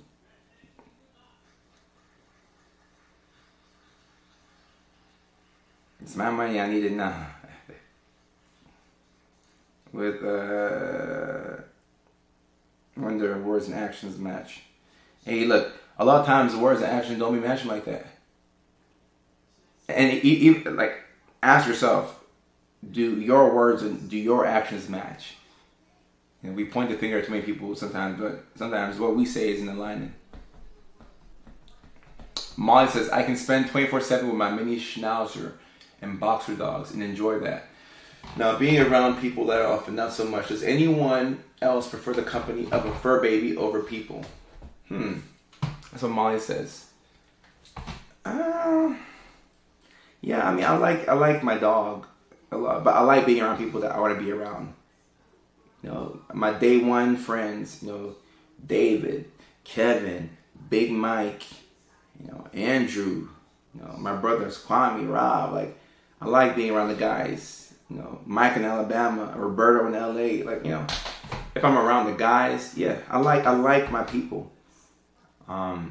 People I don't know, like I don't know about that. Like, I don't really give my time to people that I don't know like that. Like in real life, there's always room to grow potentially. But people that I know, people that I like, I probably like spending time with them more than pets in general. But I like my dog, and I always want to be around my dog. If that makes sense. I hope that makes sense. I keep a small circle. Yeah, hey, if you keep a small circle, that's an easy way to keep the square out your circle. In dating, is it necessary to disclose that you're neurodivergent or autistic, or it's usually obvious? So my stance on this is that it's probably a second date conversation. You can disclose on the first date, but you want to get into these details on the second date. And the reason why I say second date, if you can make it there, is because the whole purpose of a first date is just to see if you like the person. That's why I'm cool with like a little coffee date, a little $7 date. These extravagant dates are like $300, $500. You don't know if you like the person. And then you don't want to have somebody drop so much money on you and then you feel like you're obligated to give up the cooter type shit. You don't want that. And then as a guy, like, when you drop so much money, then you're like, oh, just keep it simple. Just a little, something cheap, and have an out. Be able to get out of the date. Be able to find your way out of that date if things don't work. So first date is just see if you like the person. Like just making sure that they're not a catfish, making sure that they're not a serial killer, and then second date you can kind of get into the specifics. But You could also put it on your dating profile and maybe intentionally seek out other neurodivergents. But I feel like dating apps are kind of geared towards making you spend money as opposed to really finding your person. So as of now, I can't really endorse any specific dating apps. Cheap dates to get to know. Yeah, I mean that's why I say keep in mind. I've been in LA for a long time, so it's kind of a way to weed out certain individuals. Let's just say that. It's so hard to trust if they like me or just how they feel about being with me. You never know until you dig a little deeper. Oh, we got the 19 TikTok community. Thank you so much. I appreciate y'all. The engagement is amazing tonight. We're doing great. We got the 19.2K likes. I never even check the likes for real. I do look at the number of people who are on the stream, but I never really check the likes. So now I'm going to be more mindful of that. Yeah. I'm a social butterfly. He gets overstimulated. My brother is in LA, and he says it's rough today. Yeah. I don't really allow any Los Angeles slander because the city's done so much for me. It's helped me believe in myself. I 10x'd my online community being in California, so I don't like to talk bad about Los Angeles, but dating in Los Angeles, an interesting experience. If you want to date the most beautiful woman in the world, you will have a ball in LA. You will have an amazing time. And it helps to be up, right? If you live in Los Angeles and you're winning in life, oh my gosh, there is no better place. There is no better place. Like winning in Los Angeles, everybody should have that feeling at least once. I don't know, because I'm not sure about that. I take that back, because you could ruin your life. But if your goal is to date the most beautiful women and you're winning in LA, you'll do that very easily. And it helps when you're handsome too. But if you want to find like your person for real, then dating in Los Angeles can be extremely frustrating. It'll make you feel like you want to pull your hair out. So your brother's not lying. Dating in LA is, I think I dated in LA for like the first 2.5 years. And after that, I stopped dating in LA. I just stopped, I'm still in the streets, you know me, but I stopped dating on purpose, like looking for a girlfriend in LA. I was over it. I was over it. Where was this live 5 months ago? Hey, Biggie Smalls. Great name, by the way. You weren't ready for this live 5 months ago. Sometimes you have to go through something and the algorithm sends you a piece of content and it hits harder because you've been through something. So there's a reason why you're here, and it probably hits harder because of what you went through.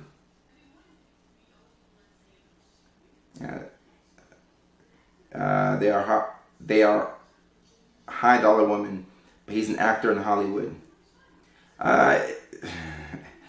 Like I said, Los Angeles is an interesting place to date, and being an actor is,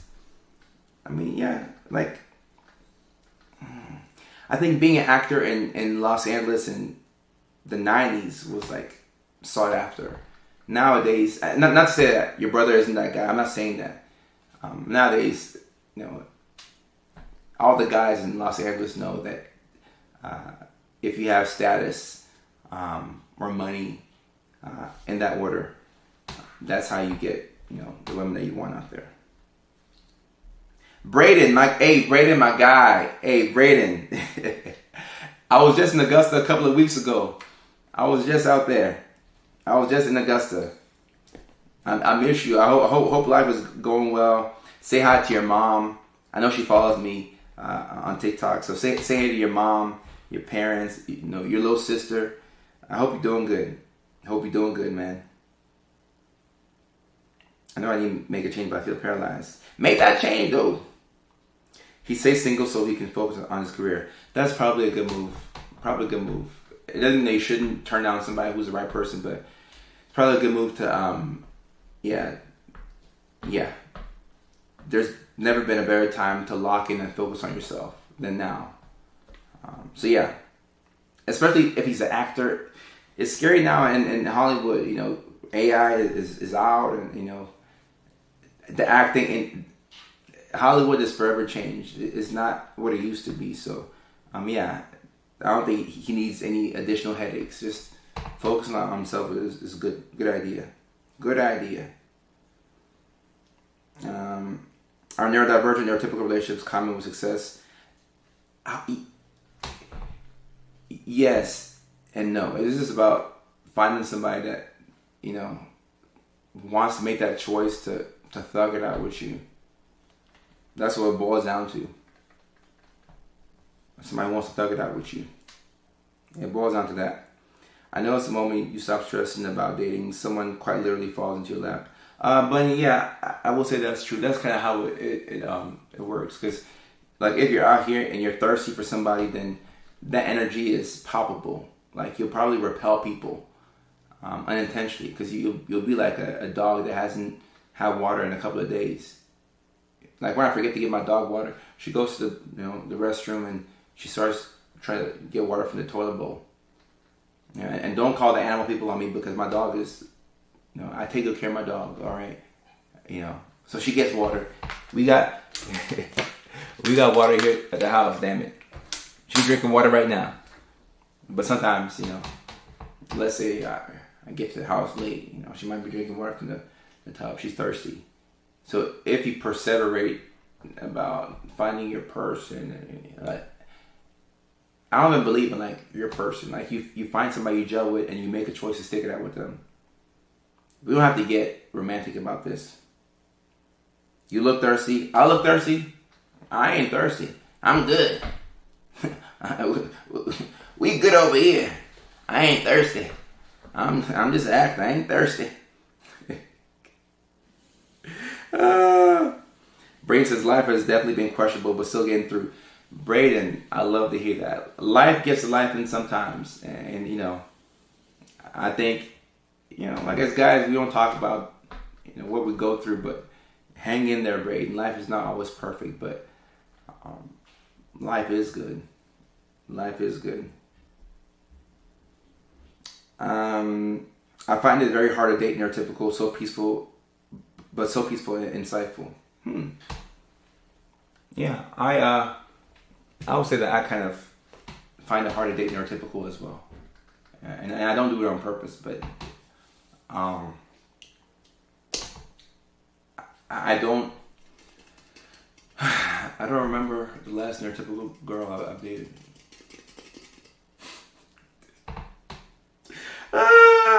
Weak. That's funny. Hey, Coco, yeah, we got to 21,000 likes. Big round of applause to all of y'all. I appreciate y'all. And I was on a call with TikTok earlier this week, and we were talking about that Service Plus button I've been telling you all about. Promoting the coaching services, the psych services, and everything. And I've had TikTok reach out multiple times and say, "Oh, we love your engagement on live streams. Go live more often." And I'll go live for like a week, and then I'll have such a good time, and we'll get all this engagement, and then I forget, or like maybe I'm traveling, and then I get back on live. I'm like, yeah, I'm having fun. So we will be more consistent. All right, we will be more consistent. And for people who follow me on Twitch, I will come back to Twitch, all right? I do a thing where I ghost every now and then, but no hard feelings. I really do love y'all. I was just trying to run people with that mindset. Braden, big facts. Gratitude is key. Biggie Smalls. What a name, by the way. Biggie Small. Biggie Small.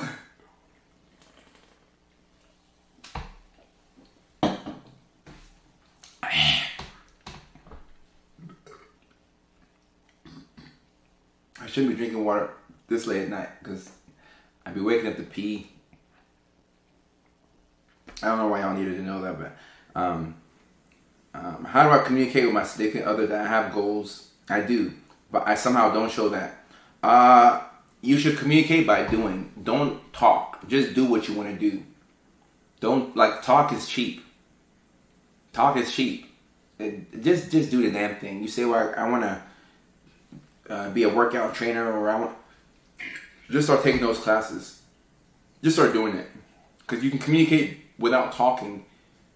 Talking is actually the least effective form of communication, because everybody got a mouth, right? But not everybody does. So just do the damn thing. Whatever you want to do, whatever's on your heart, just start doing it. You know, of course, like, let them know what's up. That way you don't blindside them, but just start doing. Just start doing. Yeah. Stop talking. That's the issue. You're talking too much. Just start doing. Of course, consult with your person. Don't ghost them, but your actions should speak for you. And the sooner you can be yourself, the better. You know. And Diane says, do the Dutch on the first date. Don't feel like you owe anyone. Oh. Oh, wow. That's foreign to me. You know, I guess anybody in California. Braden. All right, so for those of y'all who are on the live stream right now, y'all see Braden on there. Braden says, life back then when we all lived in the cul-de-sac was absolute peak. Backyard football was lit. So guys, let me tell you about Braden, okay? You know, I like to go into these side quests. Braden was this kid in our neighborhood back in Grovetown, Georgia, right? Braden was like, how old was Braden back then? He was like 5 or 6, all right? So I would play backyard football with the kids in the neighborhood, right? So I was like, what? This is like 2015, so I'm like 22, 23. So it's me, my brother, the other big kids in the neighborhood, like, we're just playing backyard football, right? Braden is like 6 years old, okay? This little white kid comes, look, he would roam the neighborhood, and Braden was a hell of a receiver. He was like a Wes Welker, working the slot. Braden is 6 years old, routing up these kids who are 14, 15, 16. Man. Braden. Braden was that dude from a young age. So for Braden to come back and be on my live stream, Braden, I appreciate you. And I miss those days. Backyard football was lit. Those were the good old days, but also, don't forget, right now is also the good old days. Right now is also the good old days. Sometimes we romanticize the past and we forget that there's a lot of beauty to life right now. So I think back to those days playing backyard football with the kids in the neighborhood, and man, like, it was so fun. And I hope we can get back together and play again. Because look, I'm young. I'm ready to run around. Like, I don't think y'all can catch me in a race. You know, I'm still that boy. You know, so I hope we can do that again. But there's so much beauty to life right now. We can't forget that. We can't forget that. Alray says, never Dutch. Let him pay. All right. Let him pay. Let him pray that. I said pray. Let him play it. Damn it. I'm weak. Yes.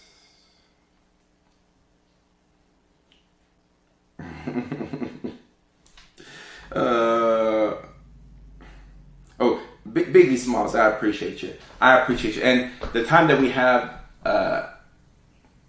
for live stream this week is 8 o'clock West Coast time, California time. So that means tomorrow we'll be back here at 8 o'clock West Coast time, live streaming. The time was 6 o'clock West Coast time, and I did like that time because it was better for my people on the East Coast. But we'll experiment with 8 right now. And if you look at my TikTok live, it should say my TikTok live should have, my TikTok homepage. If you go there, you know, it'll say live at 8 o'clock, so you can sign up for the live stream actually. And I hope that you get notified. But it's just the consistency. And Diane says, heck no, I'm paying my own way. All right, okay. Look, I guess online women pay for their own meals on first dates. That's news to me. That's news to me. Respect. That is news to me. In person, it's like, oh no, like, You know, we pick up the check. But online, every woman pays for herself online, right? It's so easy to say it online, like, oh no, I'm going Dutch. And the bill comes, and the bill's like $124. You're going, man, I'm going to keep my $62. You can pay for yourself. Wait. Let me pay for the entire date. Well, Bunny, I think the reason why you pay for the entire date is because you're like the, I hate to say it like this, but like the guy of the relationship. You know what I'm saying? Like, Bunny, you know where I'm coming from, right? I don't know the right terms in the LGBT, you know, it's like, they have a word for it. Like, when two girls date, they have a word for like the more masculine, you know, like, there's a term for it. Let me know the term so I can properly say it. But you assume like the role that like the guy would have in a heterosexual relationship. So for you, paying for the whole thing is kind of like normal, right? Yes, I'm the dominant one. And I always says butch. Am I allowed to say that word?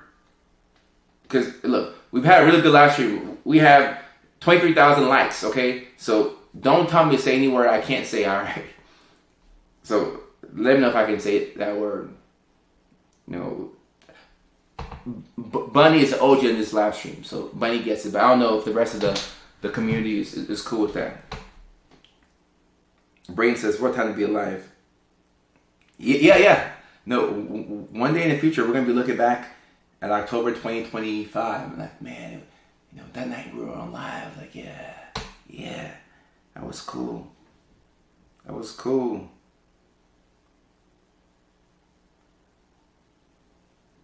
That was hella cool.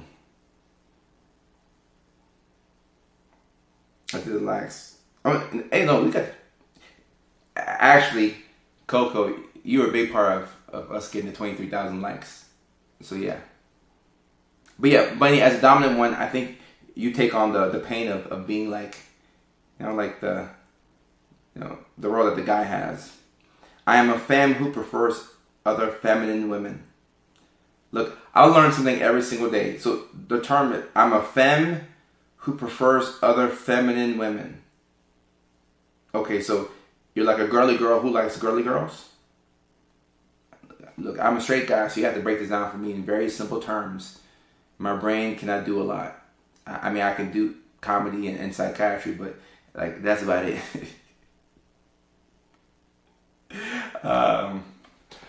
Diane says, I don't need no man's money, and he sure better not need mine. Well, Diane, look, not all guys know, but like most guys know that, you know, her money is her money, and your money is her money, and like we get it. Mask instead of people join the live. How would somebody join the live stream when I go with this setup? Let me see. How would some? Let me see. How would somebody? Let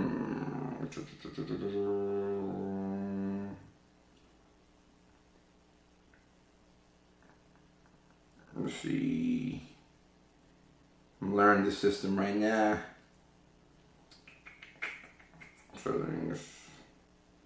I'm sure there's a way to go live with other people when I'm on, like streaming this way. And Bunny says, it's kind of rare in the community for femme women to date femme women. Oh, okay.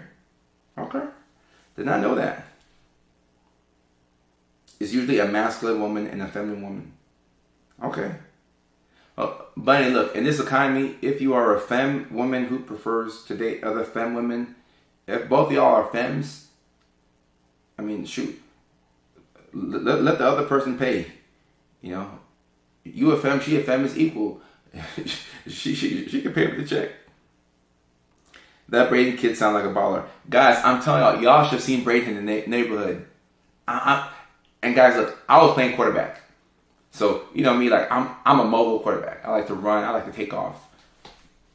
Braden was like 5 or 6 years old. He's diving, catching the ball. Like, I had my receivers, I had my guys, but I could trust Braden on an out route. I could set him on the post, And he would play defense too. So he would play receiver, but he was also free safety. Braden was a baller, guys. Braden was that dude. Braden was that dude. Lillian's profile says, lesbian, open-minded gamer. I like puzzles and I can't see anything else. This live stream, we were talking about the neurodivergent dating green flags. We talked about that earlier, and then we crossed over into the Q&A portion. And Bunny says, I know, I'm working on it. I like to spoil. Okay, all right, so you like to spend your money. Well, you shouldn't have a hard time finding somebody who wants to spend your money. Shouldn't be too hard. Shouldn't be too hard. Just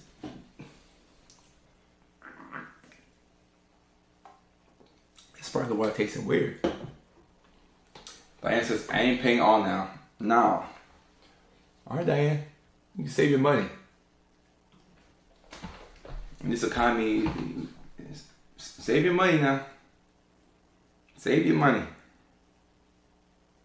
Oh yeah, we're talking about neurodivergent dating. Trust me, I know.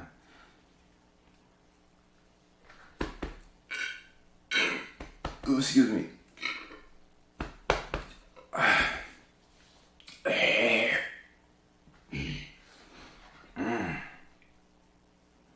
Brain says, well, back in my prime, I was Brain says, back in my prime, I was a wide receiver, but now I play quarterback. Okay. All right, Braden. Braden, how old are you now? Like 15, 16? Oh, yeah. Bunny, I had to get it out. But secret account 2.4. Maybe if you use your non-secret account so we can see your name.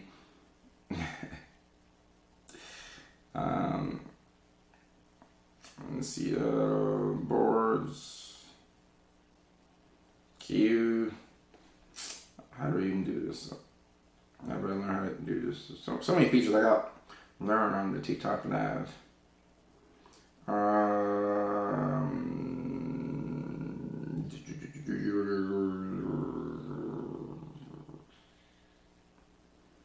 I'll figure out how to have people come on the live stream, but I would love that. If you've got social skills issues, do you just tell the other person you need them to be blunt? Yeah. Elizabeth. East Coast girly. Yeah. You don't want to jump through mental hoops. Let them know. Say what you mean and mean what you say. Facts. I ain't got the time to... No, just say what you mean and mean what you say. Like, we don't have all day here. Tell me what's in your mind and we can get it popping. Straight up.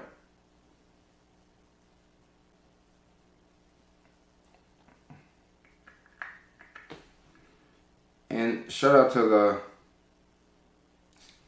my community tonight. Everywhere online. I appreciate y'all.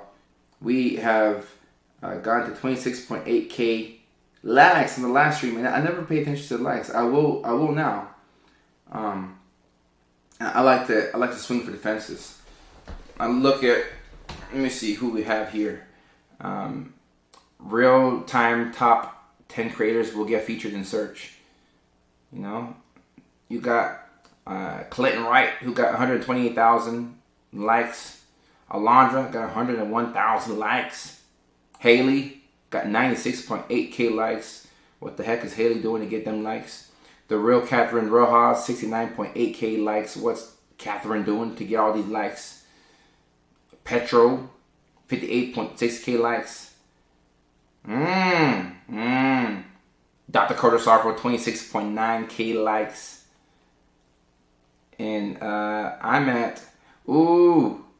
not in the top 100, but I'm almost there.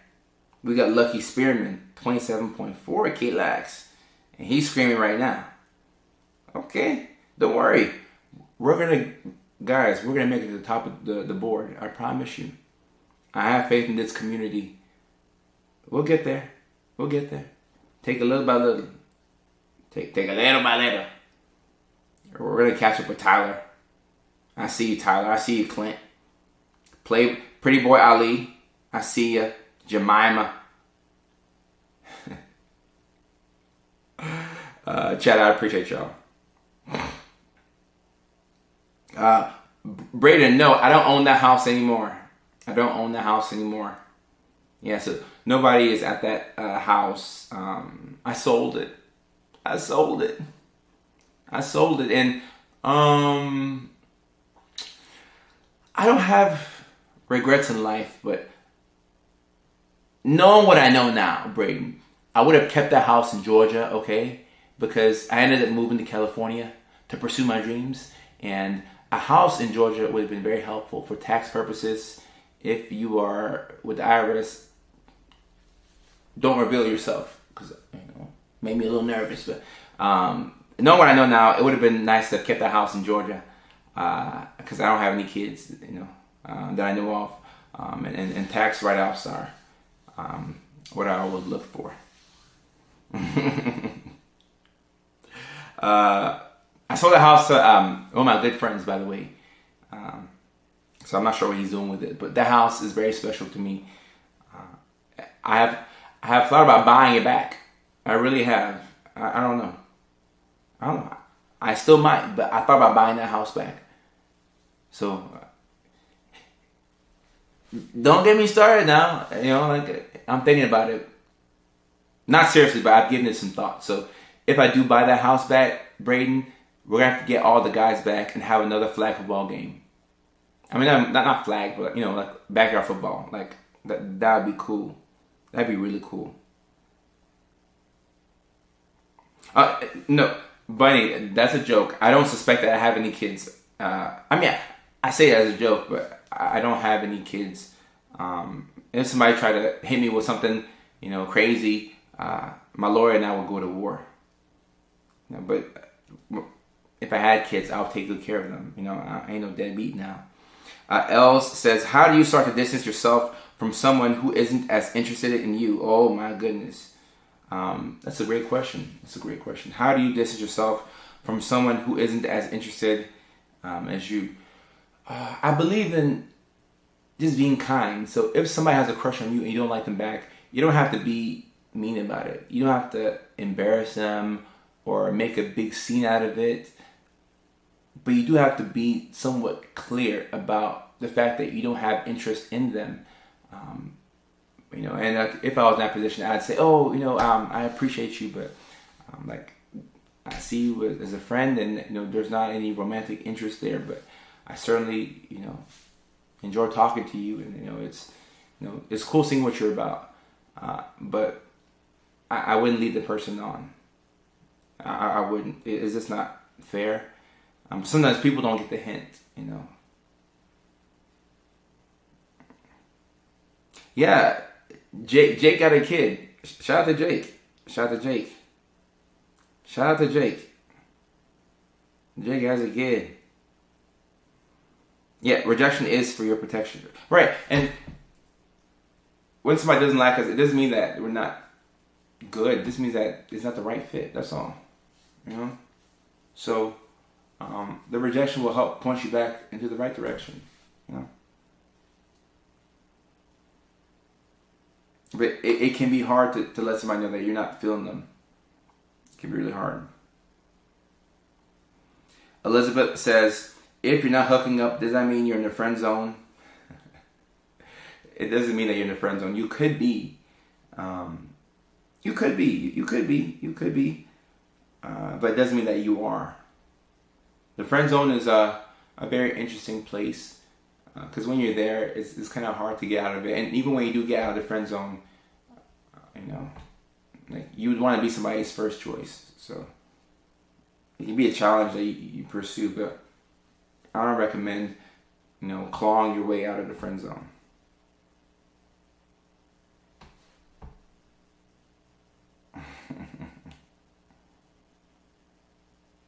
Harry joined the live stream. 28.3K likes. Guys, how many likes can we get? Look at us. We're doing a damn thing. Robin, call me back in Georgia. I just saw them in Nashville. I was there for a wedding. The dread friend zone, but it's okay to be friends. Yeah, but look, if you wanted to be with somebody romantically and they don't want to be with you, I wouldn't recommend being friends. I already have enough damn friends. I don't need any extra friends. You know, like if you don't like me, cool, but I don't need no extra friends. I got enough friends. My friends is David and Kevin and Big Mike and Lil Mike and Mike from Alabama and Roberto and Kwame and Rob. Those are my friends. I don't need no extra friends. I don't need no extra friends. Between Augusta and Atlanta, Braden, I'm good. Don't give me no extra friends now. Let me see. Now but look, Bunny, I don't have a lot of. I have some friends of the opposite sex, but I don't have like a lot of friends that are women without us like having some type of prior business affiliation, or maybe we're a part of something.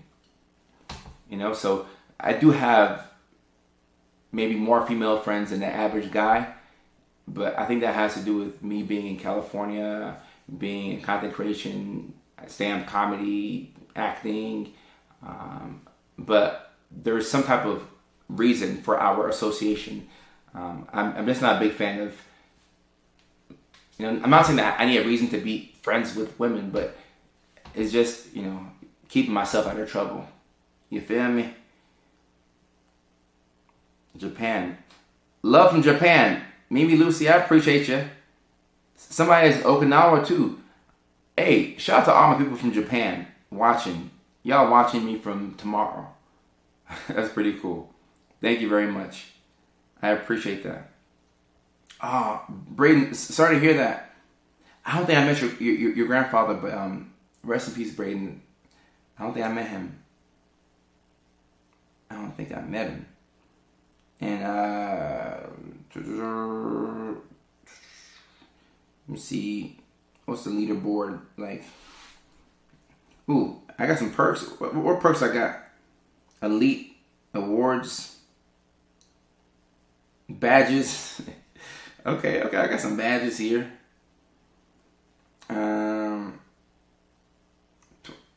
Okay. Are we about to crack the top 100? The daily ranking. Okay. In order to be in the TikTok's daily rankings, the top 100 people, you have to have at least 77.3K likes. All right, we'll get there. We'll get there at some point. Today may not be the day, but we gonna get there. I see you, Haley. Okay. Chris O. Taylor, we gonna get there. No worries. Give it some time. Being friends with females is a doozy sometimes. And no, it's great to learn from women. But obviously, you know, like there's just barriers and boundaries that you have to have. Any tips on people who are autistic and have kids? Yes. You know, being open and honest about your struggles can be very helpful. And you can give your kids a realistic way of how they can navigate their life as well. Because they could have some type of neurodivergence too. Kagoshima Wagu, we a boa eating great. Took a day trip, we on Sunset. Alright guys, we hit 30,000 likes. I don't even know if I've hit this before because I never pay attention to this type of thing. But now I will. So I appreciate you. Shout out to, I think it was Coco who got the likes going. And I guess as you know, you're more consistent, we can, you know, go up the leaderboard. So I'm not even like, this makes sense. I haven't even been consistent on live stream for that long. So like, we're gonna get there over time. We're gonna get there over time, guys. Good start this week so far. I'll be back on live again tomorrow. Of course, you know, You can use the Service Plus button to learn more about the services that we offer, or you can navigate, to my homepage and to go from there. But I'm having a blast on live stream, and y'all know TikTok is the OG. This is where I started streaming on live, so I love TikTok. It changed my life, so I'll always be a bit emotional about it. And Candace says, Doc, will you ever go to Oklahoma or Hawaii? Live in the island, stuck in the mainland for now. I have never been to Oklahoma, nor have I ever been to Hawaii. I would love to go to either one. So I'm working on getting my system right. And I'm resting up a little bit, but there's so much to do, and I will do all these things. I like the OKC. I've heard great things about OKC, and I hope to get there one day. I will. Bunny, I appreciate that. And Pug Mom Wow says, yes, I found you here almost 2 years ago. I heard you were happy. Oh, yeah, I gotta bring back the raps, y'all. I was having fun with those. I gotta bring back the raps. I was having fun with those. That was one of my first viral runs a couple of years ago in Virginia. And the craziest thing about that, and this is why when you have an idea, you have to just execute it as fast as possible. I remember being in Virginia, and my dog was a puppy back then. I wrote the rap. I wrote the rap at the psych hospital, and when I got home, I was like, I don't want to. I'm tired, and I'm like, just record this damn rap, all right? Just record the damn rap. I recorded it and I posted it on TikTok. I didn't think anything of it. I think next day I checked and I had like 300,000 views, and then a couple hours later it went to like 1 million views. I said, oh no, they dig in their raps. So I came out with a part 2 and then a part 3, and then people just kept asking for more, and that helped to explode my my followers. So by the time I did move to Los Angeles, I had 400,000 followers, and a lot of that was from that rap. My rap game is pretty good. Oh, look. Hey, I belong in the studio. Y'all gonna get me started. I belong in the studio. I need to be making some more music. My younger brother is a very talented musician, and he raps, and that song, we turned it into a music video. We shot the video at Venice Beach in Santa Monica, and I definitely want to make more music. Y'all will see more music from me this year, I promise you. And it gives me a chance to bond with my brother. I would never pass up on doing that. Braden, just send the video to me. Send the video to me, because I got so many things to look at. Just send me the video, Braden. I followed you back. I sent you that song, okay? Alright, hey, we're going to get some more raps. And Kenneth says, my professors at the University of Hawaii have heard of you. I've been watching since the beginning. We'd love to see you in Oahu. Hey, what? Damn it, I want to go to Oahu. Let's do something at the University of Hawaii. Let's do a comedy show, something like that. Tell your people to talk to my people. Feel me?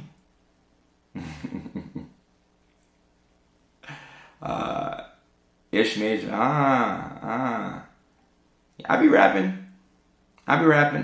Psychiatry is my side hustle, I belong in the studio. Alright, y'all. I gotta hit the hay, y'all. This has been a great live stream. Been awesome. We got to 32,000 likes. Now I'm gonna start looking at the likes. I appreciate y'all. Let's continue to get better every single day. Let's get some rest. I know a lot of y'all watching from the West Coast as well, so it's 10:23. I mean, that is pretty damn late. That is pretty damn late. And also, if you're in, New York, Atlanta, like it's 1:23. We gotta get some damn sleep. All right, we gotta get some damn sleep. When are you going live again? Tomorrow at 8 o'clock California time. So Braden, if you're on the East Coast, Atlanta, New York, it's going to be 11 o'clock. If you're Chicago, Nashville, it's going to be 10 o'clock. Arizona, Colorado, 9 o'clock. California, Washington, 8 o'clock. Alaska, 7 o'clock. So on and so forth. So we're going live tomorrow at the same time.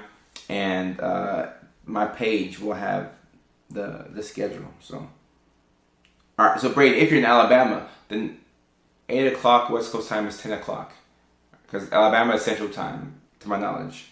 So 10 o'clock Alabama time. All my Alabamians, tell a friend to tell a friend. All right.